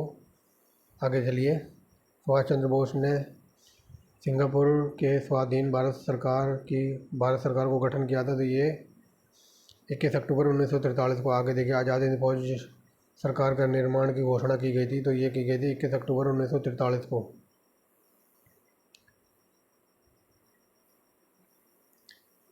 फ्रेंड्स, आज़ाद हिंद फौज, जो आज़ाद हिंद सरकार है, आज़ाद हिंद सरकार की निर्माण की घोषणा की गई थी 21 अक्टूबर 1943। आगे देखिए, आज़ाद हिंद फौज के किस अधिकारी ने लाल किले पर चल रहे मुकदमे का सामना नहीं किया था? ये मोहन सिंह भाकना ने इसका सामना नहीं किया था। आगे देखिए, निम्नलिखित में से कौन? INA अधिकारी captain PK Sahgal, captain Shahnawaz Khan, captain GS Dhillon के मुकदमे में उनका बचाव कर रहे थे। तो ये थे A1 क्वालिटी के बंदे भोला भाई देसाई। फ्रेंड्स, ये क्वेश्चन कई बार बना है कि जो लाल किले पर मुकदमा चल रहा था तो कैप्टन सहगल वगैरह और इन शाहनवाज वगैरह इनके पक्ष में, यानी कि इनका सपोर्ट कौन कर रहे थे? ये भोला भाई देसाई कर रहे थे और इन्होंने वकालत भी की थी। आगे देखिए, वर्ष 1940 में आज़ाद हिंद फौज के लाल किले में दिल्ली के मुकदमे में पैरवी निम्नलिखित में से किसने नहीं की थी? तो ये सरदार वल्लभ भाई पटेल ने इनकी पैरवी नहीं की थी, लेकिन ये भोला भाई देसाई थे ना, ये A1 क्वालिटी के बंदे थे उस टाइम और ये अड़े रहे थे। आगे देखिए, निम्नलिखित में से कौन प्रसिद्ध INA के मुकदमे के वकील थे? तो ये भोला भाई देसाई थे और ये PCS के A1 क्वालिटी के क्वेश्चन चल रहे हैं। आगे देखिए, निम्नलिखित में से किसने 1940 में लाल किले में आज़ाद हिंद फौज के सिपाहियों के प्रसिद्ध मुकदमे की पैरवी के लिए वकीलों का समूह की अध्यक्षता की थी? तो ये भोला भाई देसाई लास्ट तक खड़े रहे थे इनके लिए। ये देखिए आंसर हो जाएगा भोला भाई देसाई। आगे चलिए, INA का मुकदमा किसके काल में चलाया गया था? तो ये लॉर्ड वेवल के काल में चल रहा था। आगे देखिए, रानी, ये वेरी वेरी मोस्ट इंपोर्टेंट लगा क्वेश्चन इस पर, रानी झांसी रेजिमेंट का संबंध था आज़ाद हिंद फौज से। अगर ये पूछ ले कि रानी रेजिमेंट बनाया किसने था, तो ये बनाया था सुभाष चंद्र बोस ने। फ्रेंड्स, आगे देखेंगे, ये देखिए, रानी लक्ष्मीबाई रेजिमेंट की स्थापना सुभाष चंद्र बोस ने की थी और ये रानी लक्ष्मीबाई का नाम जुड़ा हुआ है झांसी विद्रोह से। ये सब मैंने पार्ट नंबर 5 पूरी कहानी सुना रखी है इसके ऊपर, तो आप जाके वहाँ सुन सकते हैं। आगे चलिए, निम्नलिखित में से किस एक ने सुभाष चंद्र बोस को देश नायक कहा था? तो रविंद्रनाथ टैगोर ने। आगे चलिए, बर्लिन, ये बर्लिन याद रखना, ये है आई थिंक जर्मनी की राजधानी। बर्लिन पहुंचने के लिए सुभाष चंद्र बोस ने काबुल में किस नाम से अपना पासपोर्ट लिया था? मतलब ये इंडिया से गए काबुल और फिर काबुल से जाने के लिए बर्लिन जाने के लिए या फिर बर्लिन जाने के लिए तो इन्होंने पासपोर्ट लिया था ऑरलैंडो मैसोटा के नाम से। फ्रेंड्स, ऑरलैंडो मैसोटा के नाम से इन्होंने अपना अफ़गानिस्तान से पासपोर्ट लिया था और ये किसी ज़माने में ग्रुप CD का पालतू क्वेश्चन था, तुम मुझे खून दो और मैं तुम्हें आज़ादी दूंगा। तो सुभाष चंद्र बोस ने कहा था। आज़ाद हिंद फौज के प्रधान कार्यालय था तो ये रंगून में था। फ्रेंड्स, और कई बार यहाँ से क्वेश्चन पूछ लेता है कि किस मुग़ल बादशाह को रंगून भेज दिया गया था? तो बहादुर शाह जफर जो अंतिम मुग़ल बादशाह था उसको भेज दिया था रंगून अंग्रेज़ों ने और वहाँ पर जाके थोड़े दिन बाद इसकी मृत्यु हो जाती। कई बार ये क्वेश्चन बना है कि किस मुग़ल बादशाह की मृत्यु रंगून में हुई थी? तो इसकी क्या कहते हैं, बहादुर शाह जफर की।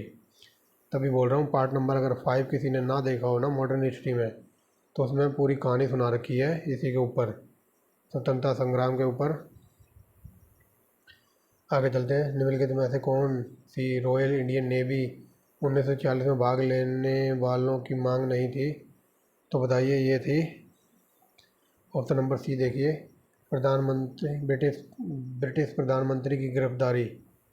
आगे देखिए, आज़ाद हिंद फौज के किस सैनिक को 7 वर्ष का कारावास या दंड दिया गया था? तो ये थे राशिद अली को 7 साल की सज़ा हुई थी। आगे देखिए, किस भारतीय क्रांतिकारी ने सुभाष चंद्र बोस को इंडियन नेशनल आर्मी के गठन में सक्रिय सहयोग दिया था? तो ये थे रास Bihari Bose, very very most important. आगे देखिए, निम्नलिखित में से यह किसने लिखा था कि भारत की मुक्ति महात्मा गांधी के नेतृत्व में नहीं होगी?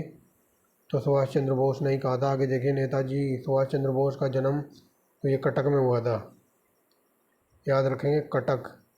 और ये कलकत्ता इंडिया में पड़ता है, ये मेदिनीपुर कलकत्ता में पड़ता है और ये मुर्शिदाबाद भी कलकत्ता में पड़ता है। और इस कटक को याद रखना, कई बार ये पूछ लेता कि भारत का चावल अनुसंधान केंद्र कहाँ है? तो भारत का चावल अनुसंधान केंद्र है कटक में। जैसे आप कच्चे चावल खाते हो ना तो कटक कटक की आवाज़ आती है, तो याद रख लेना, चावल अनुसंधान केंद्र कटक। आगे चलिए, सुभाष चंद्र बोस के विषय में कौन सा कथन गलत है? तो चलिए देखिए, गलत ही देख लेते सीधा। डी नंबर देखिए, उन्होंने भारत छोड़ो आंदोलन में भाग लिया था।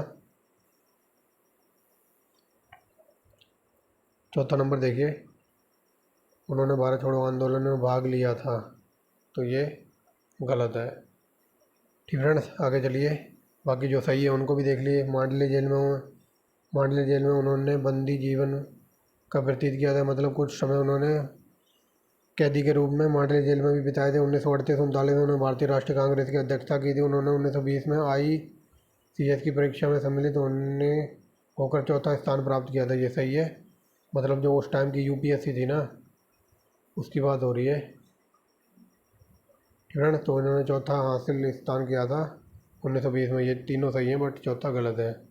अगर मैं आपसे क्वेश्चन ये पूछ लूँ कि UPSC उस टाइम टफ थी कि अब टफ है, तो कोई बता सकता है? UPSC 1920 में टफ थी या अब टफ है? कंपटीशन अब ज़्यादा है। कंपटीशन अब तो कुछ भी नहीं है फ्रेंड्स। उस टाइम UPSC इतनी टफ थी कि आप मान भी नहीं सकते। पेपर में बैठने की तो सोच लो, फार्म भरने की नहीं सोच सकते कि उस टाइम अंग्रेज हमारे ऊपर इतनी बुरी तरह हावी थे, शोषण वगैरह कर रहे थे। और उस टाइम UPSC की परीक्षा, उस टाइम इसको बोलते थे ICS यानी कि इंडियन सिविल सर्विसेज, अब बोलते हैं UPSC। तो उस टाइम जब जो UPSC की परीक्षा वगैरह होती थी, एक तो वो होती थी लंदन में, यानी कि भारत से जाओ आप परीक्षा देने, पेपर देने लंदन में। पहली सबसे बड़ी प्रॉब्लम ये थी। और दूसरी सबसे बड़ी प्रॉब्लम ये थी कि उनका उन्हीं की लैंग्वेज में, मतलब इंग्लिश लैंग्वेज में या फिर ग्रीक लैंग्वेज में, जो भी था, मतलब इंग्लैंड जाओ और उन्हीं की लैंग्वेज में और उन्हीं का सिलेबस पढ़कर और उन्हीं के लोगों को डिफीट करना, ये बहुत ही मतलब मुश्किल काम था उस टाइम।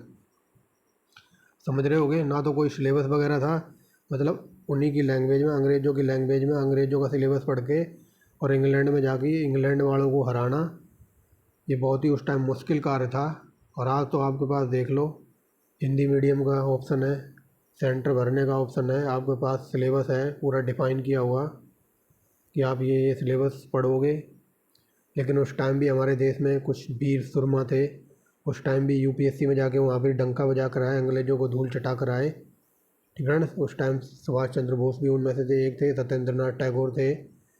उस टाइम भी भारत में कुछ ऐसे महान थे आदमी जिन्होंने इंग्लैंड में जाकर इंग्लैंड का सिलेबस पढ़ के इंग्लैंड की लैंग्वेज में और इंग्लैंड के लोगों को धोया, उनको चटाया, धूल चटाई उनको, ठीक है। तो आज तो UPSC कुछ भी नहीं है। आज तो आपके पास सेंटर भरने का ऑप्शन है कि आप कहीं भी भर सकते हो, हिंदी मीडियम है, डिपेंड्स, और अपने देश में ही परीक्षा होगी जहाँ आप चाहोगे, जहाँ सेंटर भरोगे। तो समझ गए होगे उस टाइम लेवल। और उस टाइम एज भी पता कितनी थी, 18, पता नहीं 21-22 साल थी उस टाइम एज UPSC का फार्म भरने की भी।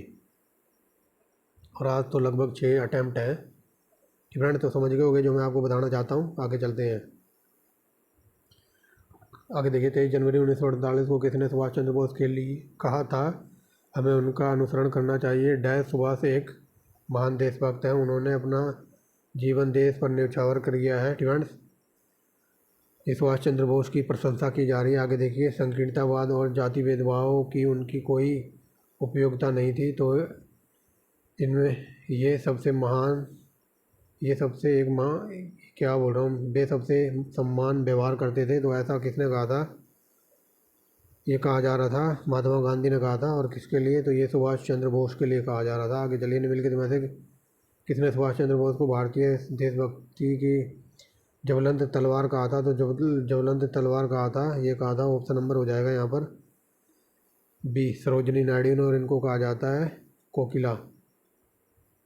अब चलते हैं बेबल, ठीक है। बेबल योजना और शिमला सम्मेलन भी देख लेते हैं, लगे हाथ इसी वीडियो में। तो चलिए देखिए, बेबल योजना के अनुसार कार्यकारी परिषद में हिंदू और मुस्लिम सदस्यों की संख्या समान होनी चाहिए।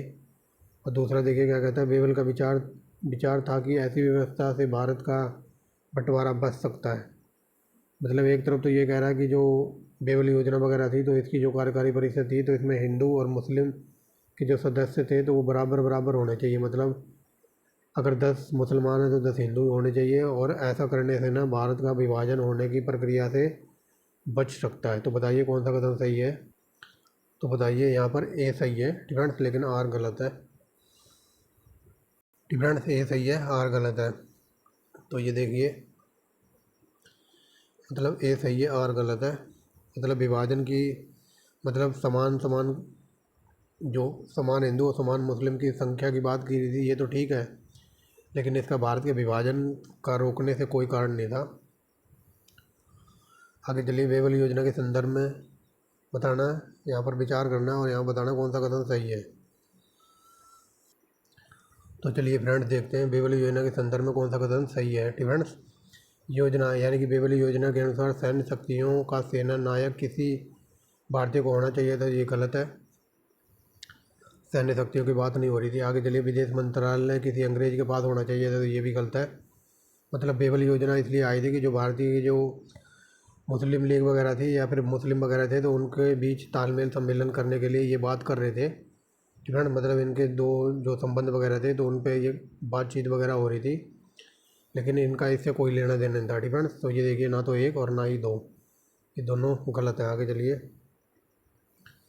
यहाँ पर देखिए तीसरा नंबर क्या कहता है, जब शिमला सम्मेलन हुआ तब लॉर्ड माउंटबेटन बादशाह थे, तो ये गलत है। उस टाइम थे बेवल। आगे देखिए, भारतीय नौसेना का विद्रोह 1940 में तब हुआ जब मुंबई और कराची में रॉयल इंडियन नेवी के भारतीय नौसैनिक सरकार के विरुद्ध खड़े हो गए, तो ये दूसरा सही लग रहा है, ये दूसरा सही है। फ्रेंड्स,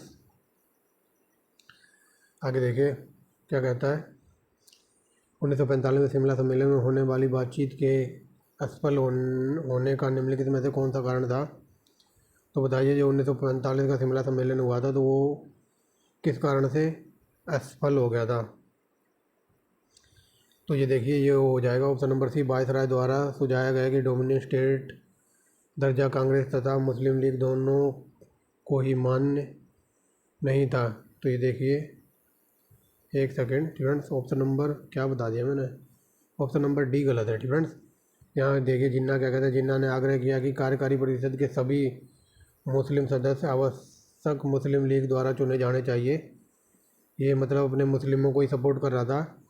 तो ये कह रहा था जो कार्यकारी परिषद वगैरह के सदस्य वगैरह होने चाहिए वो सारे मुस्लिम लीग के सदस्य ही अपॉइंटेड होने चाहिए, मतलब मुस्लिम लीग के जो अध्यक्ष वगैरह हैं तो इन्हीं को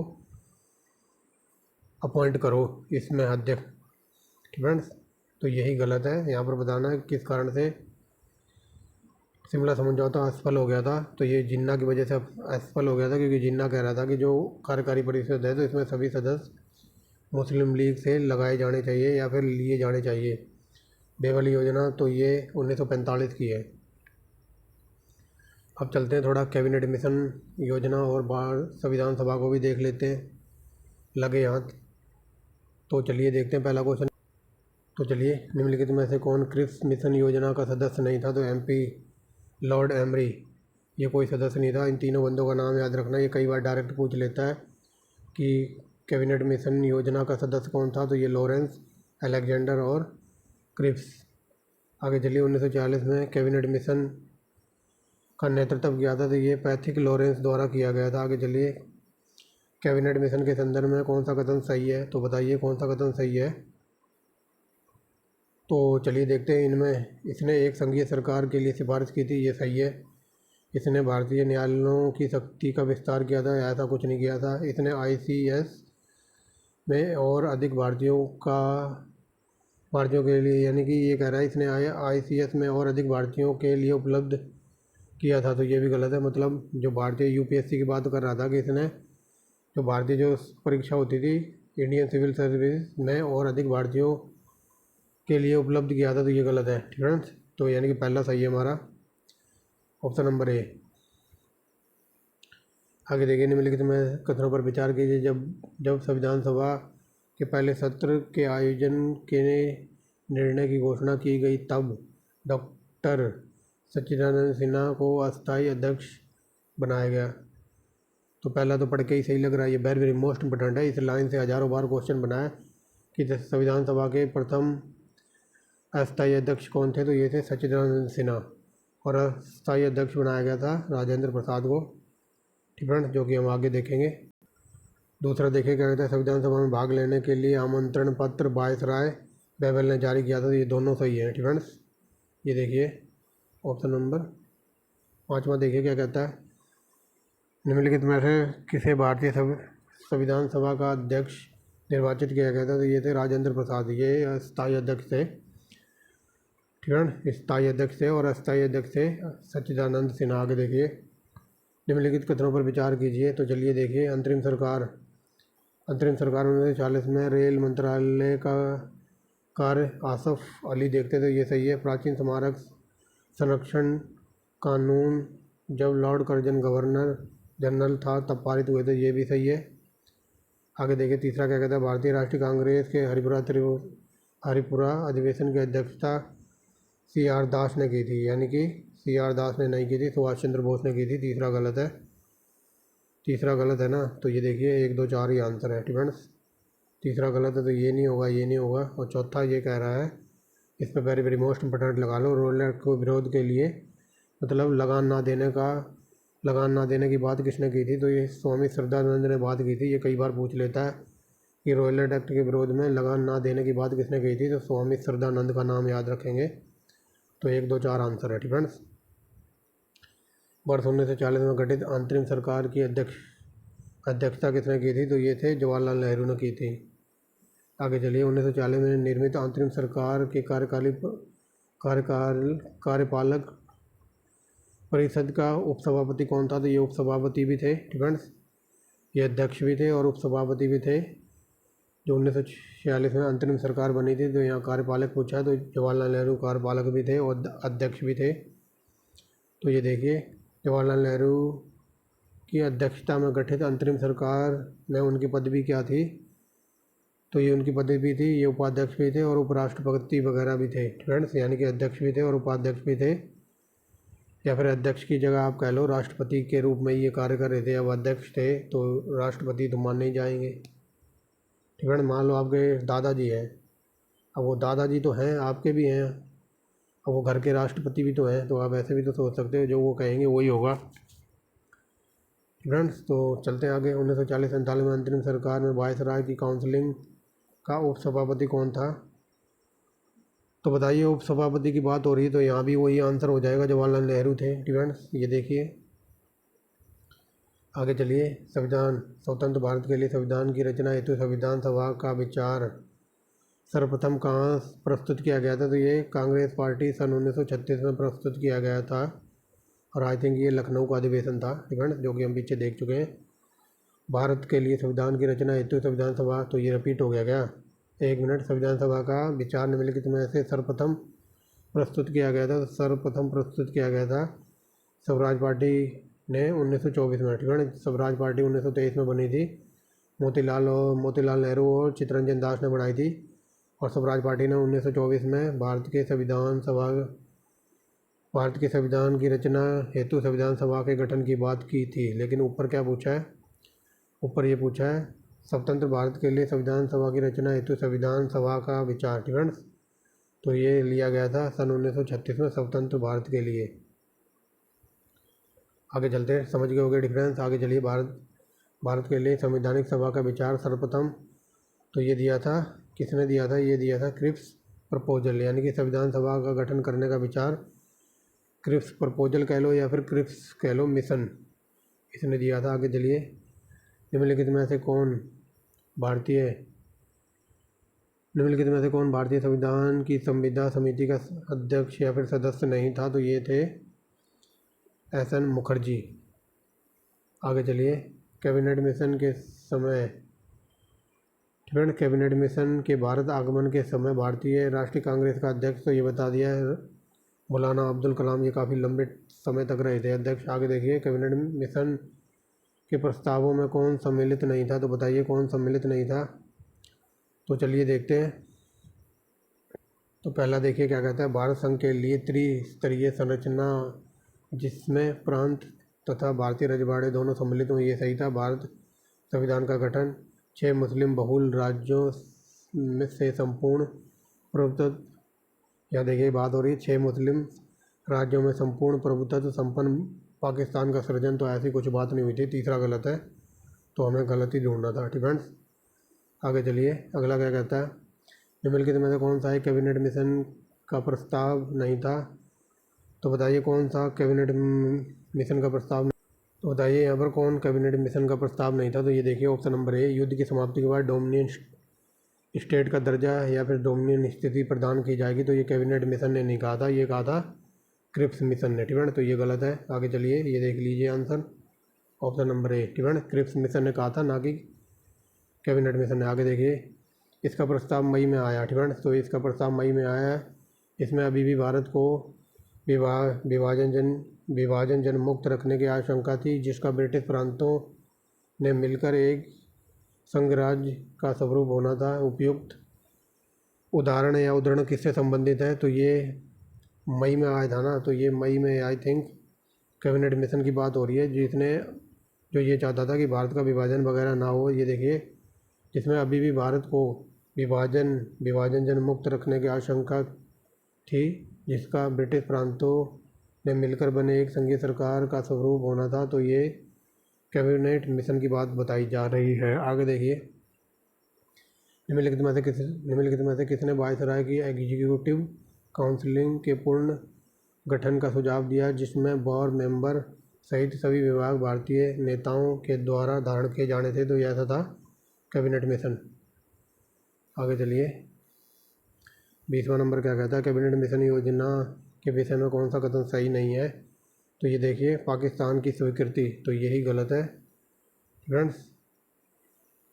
आगे चलते हैं, अगला क्या कहता है फ्रेंड्स, कैबिनेट योजना के अंतर्गत भारतीय निर्मात्री परिषद के प्रत्येक प्रांत में आवंटित सदस्य संख्या निर्धारित करने के लिए एक प्रतिनिधि को जनसंख्या यानी कि 10 लाख प्रति व्यक्ति, फ्रेंड्स, एक सीट के लिए 10 लाख प्रति व्यक्ति चुना गया था, या फिर अनुपात था, फ्रेंड्स, समझ गए होगा। ये कई बार क्वेश्चन पूछ लेता है कि संविधान निर्मात्री परिषद के प्रत्येक प्रांत को आवंटित सदस्य संख्या निर्धारित करने के लिए एक प्रतिनिधि को कितनी जनसंख्या में डिवाइड किया था, तो 10 लाख, फ्रेंड्स, याद रखेंगे।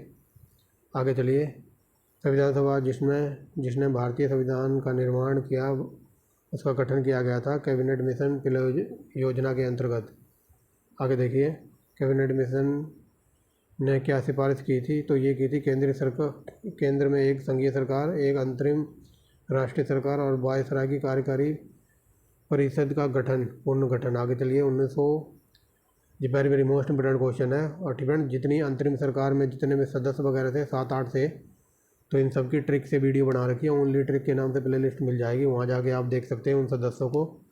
तो देखिए, 1940 में बनी अंतरिम सरकार में डॉक्टर राजेंद्र प्रसाद को कौन सा विभाग दिया गया था, तो ये खाद्य और कृषि विभाग देखते थे राजेंद्र प्रसाद। आगे देखिए, 1940 में गठित प्रथम अंतरिम राष्ट्रीय सरकार का सदस्य नहीं था, तो ये डॉक्टर स्वामी राधाकृष्णन ये सदस्य नहीं थे। बाकी कौन कौन थे, तो गोपालाचारी थे, राजेंद्र प्रसाद थे, जगजीवन राम थे, फ्रेंड्स, और नहीं थे तो ये थे। अगर ये पूछ ले श्रम विभाग किसके अंतर्गत था, तो श्रम विभाग को देख रहे थे जगजीवन राम। इन सब की ट्रिक की वीडियो लगा रखी है। अंतरिम सरकार का सदस्य नहीं था, तो BR अम्बेडकर भी यहाँ पर सदस्य नहीं थे। आगे चलिए, बाकी कौन कौन था, तो नेहरू जी तो थे, बलदेव के पास था रक्षा डिपार्टमेंट यानी कि डिफेंस सिस्टम। आसिफ अली कौन थे, तो आसिफ अली आई थिंक, आगे देखते हैं, अभी याद नहीं आ रहा है, फ्रेंड्स। आगे चलते हैं, निम्नलिखित में ऐसे कौन 2 सितंबर 1946 में गठित अंतरिम सरकार में मंत्री नहीं थे, तो ये अब्दुल कलाम आज़ाद मंत्री वगैरह नहीं थे, फ्रेंड्स। आगे चलिए, जवाहरलाल नेहरू के अधीन एक अंतरिम सरकार का गठन, तो ये सितंबर 1940 में हुआ था।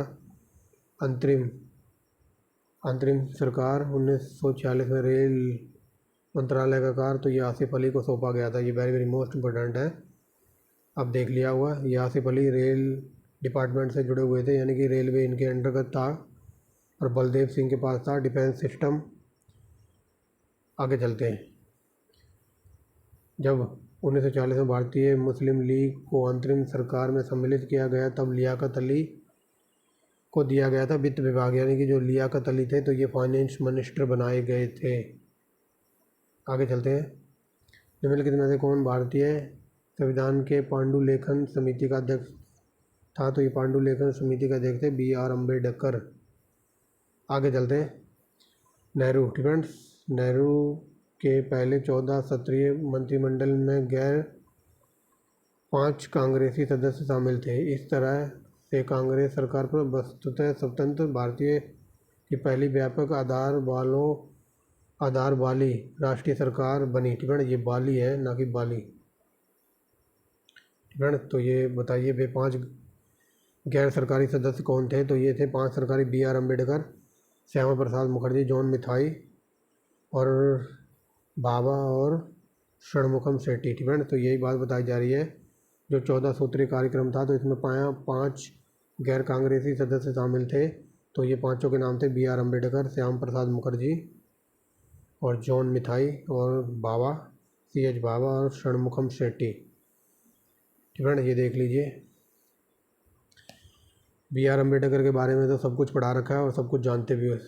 श्यामा प्रसाद मुखर्जी तो हाल फिलहाल में ही इनके नाम पर एक सुरंग बनाई गई है, ठीक है ना। इतना याद रखना। जॉन मिथाई, इसको पकड़िए, ये भारत के पहले वो थे, क्या कहते हैं, रेलवे के फाइनेंस मिनिस्टर। ये याद रखना, ये भारत के पहले रेल मंत्री थे।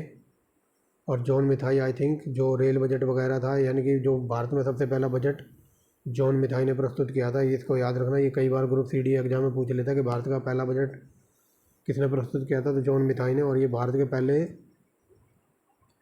रेल मंत्री थे, ठीक है ना। और इसको पकड़िए, षणमुखम शेट्टी, तो ये भारत के, बताइए कौन थे। ये आप बताएंगे कमेंट बॉक्स में, ठीक है। मैं नहीं बता रहा। आगे चलते हैं। 1940 में संविधान सभा के सार्वभौमिक वयस्क मताधिकार के आधार पर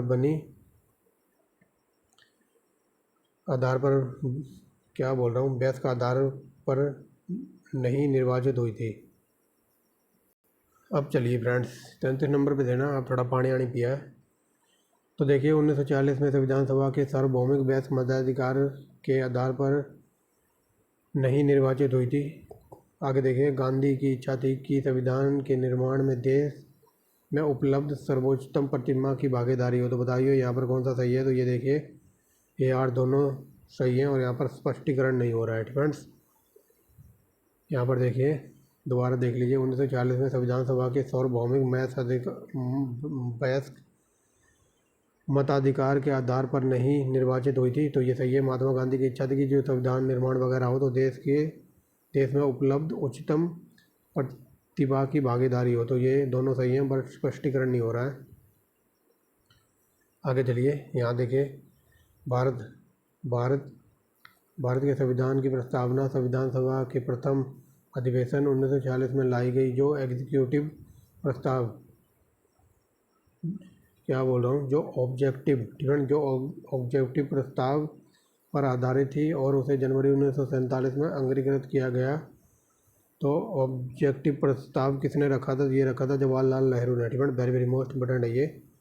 आगे देखिए, कुछ ऐसे क्लिष्ट वर्ड लिखे जाते हैं, ठीक है। बोलने में तो जीभ टेढ़ी हो जाए और कंप्यूटर पे हिंदी पे टाइप करने में कीबोर्ड से तो समझ लो जान ही निकल जाए। आगे चलते हैं। कांग्रेस, ठीक है। कांग्रेस के निम्नलिखित नेताओं में से कौन एक कैबिनेट मिशन योजना के पक्ष में पूरी तरह थे। तो बताइए। तो ये थे महात्मा गांधी, ठीक है। देख लो, लगभग 1.5 घंटा हो गया विदाउट स्टॉप बोल ही जा रहा हूँ। आगे चलते हैं। कांग्रेस के निम्नलिखित नेताओं में से कौन एक, तो ये बता दिया ना, महात्मा गांधी पूरी तरह पक्षधर में थे। ये रिपीट हो गया क्या। आगे देखिए, कैबिनेट मिशन भारत में 1946 में आया था। वेरी वेरी मोस्ट इंपोर्टेंट है ये। आगे देखिए, हम बहुत बड़ी भूल करेंगे, ठीक है ना। हम बहुत बड़ी भूल करेंगे यदि हम बिहार की जनता और उनके मंत्रिमंडल को लीग के नेताओं के अहिंसक और असभ्य आक्रमणों के आगे आश्रित छोड़ देंगे। यह बात 1940 में किसने कही थी। तो बताइए ये किसने कही थी। ये कही थी, ऑप्शन नंबर हो जाएगा यहाँ पर D, सरदार पटेल ने कही थी, ठीक है। आगे देखिए 39 नंबर क्या कहते हैं। निम्नलिखित में से किसने 1939 में यह घोषणा की कि सांप्रदायिक और अन्य समस्याओं के न्याय संगत समाधान का एकमात्र तरीका संविधान सभा ही है। तो ऐसा कहा था महात्मा गांधी ने। ये वेरी वेरी मोस्ट इम्पोर्टेंट है, फ्रेंड्स। तो ये थी आज हमारी वीडियो। लगभग इसमें हमने 175 प्लस ही क्वेश्चन देखे हैं, फ्रेंड्स। तो एक सेकंड, पहले PDF की, तो चलिए देखिए आ गए PDF की शुरुआत पे, फ्रेंड्स। तो ये लगभग हमारी मॉडर्न हिस्ट्री जो चल रही है, पार्ट नंबर ये आई थिंक 14वां था। और लगभग 5 वीडियो और आएंगे और 5 वीडियो में आपको लगभग 600 क्वेश्चन एकदम निचोड़ प्रोवाइड करा दूंगा इस पूरी मॉडर्न हिस्ट्री का। लगभग हमने 80% डाटा देख लिया, लेकिन जो मोस्ट पार्ट है वो अब आएगा। फ्रेंड्स, आने वाली जो वीडियो होगी तो उसमें हम देखेंगे जो भारत का संविधान वगैरह कैसे बना था, तो आधुनिक भारत का निर्माण, और फिर भारत के वायसराय, और फिर भारत के वायसराय के बाद 2 वीडियो आएंगे। आपने पूरी मॉडर्न हिस्ट्री पढ़ ली, लेकिन आपने एक बात नोट की होगी, अभी तक ना तो एक भी लेखक का जिक्र आया है मॉडर्न हिस्ट्री में, और ना ही एक भी किताब यानी कि बुक का जिक्र किया है। ठीक है। तो मॉडर्न हिस्ट्री में जितनी किताबें लिखी गई थी, जो भी जिसने लिखी थी, जौन सा लेखक था, जिस भी किताब से या जिस भी समिति से बिलोंग करता था, तो इसकी वीडियो मैं बुक और राइटर की वीडियो मॉडर्न हिस्ट्री की एकदम अलग से डिटेल में प्रोवाइड कराऊंगा। 180 क्वेश्चन डिटेल में। फ्रेंड्स, इस वीडियो के आने के बाद बाई चांस अगर आपको फिर भी लगे कि कुछ रह गया मॉडर्न हिस्ट्री में, बाई चांस माइनर से क्वेश्चन रह गए हैं, डिफरेंस है जो ये सर ने नहीं कराया है या ये कराना चाहिए था सर को, तो इसके बाद जो एक मिसलेनियस की वीडियो लेकर आऊँगा, तो उसमें हम लगभग 240 क्वेश्चन देखेंगे मॉडर्न हिस्ट्री के एकदम डिटेल में ही पढ़ाया है 2000 क्वेश्चन। और 2000 क्वेश्चन कराने के बाद मैं 240 क्वेश्चन और प्लस से करा दूँगा, 200 प्लस ही क्वेश्चन जो होगा हमारी मॉडर्न हिस्ट्री का एकदम पूरा निचोड़। बाई चांस कुछ रह गया हो एक आधा टाइप करने में, या फिर मुझे याद ना आया हो, तो वो 240 क्वेश्चन जब आएंगे तब वहाँ पर मतलब पूरा हम 2000 प्लस ही क्वेश्चन चले जाएंगे। ठीक है। एकदम डिटेल में मिसलेनियस को देखेंगे 240 क्वेश्चन, और लगभग 180 क्वेश्चन होंगे जो भारतीय राइटर वगैरह हैं जितने हुए हैं मॉडर्न हिस्ट्री में, या जौन सी पत्रिका वगैरह जिसने भी छापी है, या फिर राइटर वगैरह है। तो आई होप यू अंडरस्टैंड जो मैं कहना चाहता हूँ, आप समझ गए होंगे। तो अगर कोई न्यू स्टूडेंट वगैरह हो तो एक लाइक कर सकता है, चैनल को सब्सक्राइब कर सकता है अगर कंटेंट पसंद आए। अगर ज़्यादा ही पसंद आए तो आप सब्सक्राइब कर सकते हो। तो thanks for watching the video and wait for next video. मिलते हैं बहुत ही जल्द। अगर आपको हिस्ट्री डिटेल में पढ़नी है, या फिर इंडियन इकोनॉमी, या फिर वर्ल्ड ज्योग्राफी एनसीईआरटी से, तो उन सब की प्लेलिस्ट आपको इसी वीडियो के डिस्क्रिप्शन में लग जाएगी। तो आप जाके वहाँ लिंक पर क्लिक करना, सीधा प्लेलिस्ट पे पहुँच जाओगे। तो करते रहिए अपनी तैयारी और जुड़े रहिए चौहान सर के साथ। तो thanks for watching the video and wait for next video.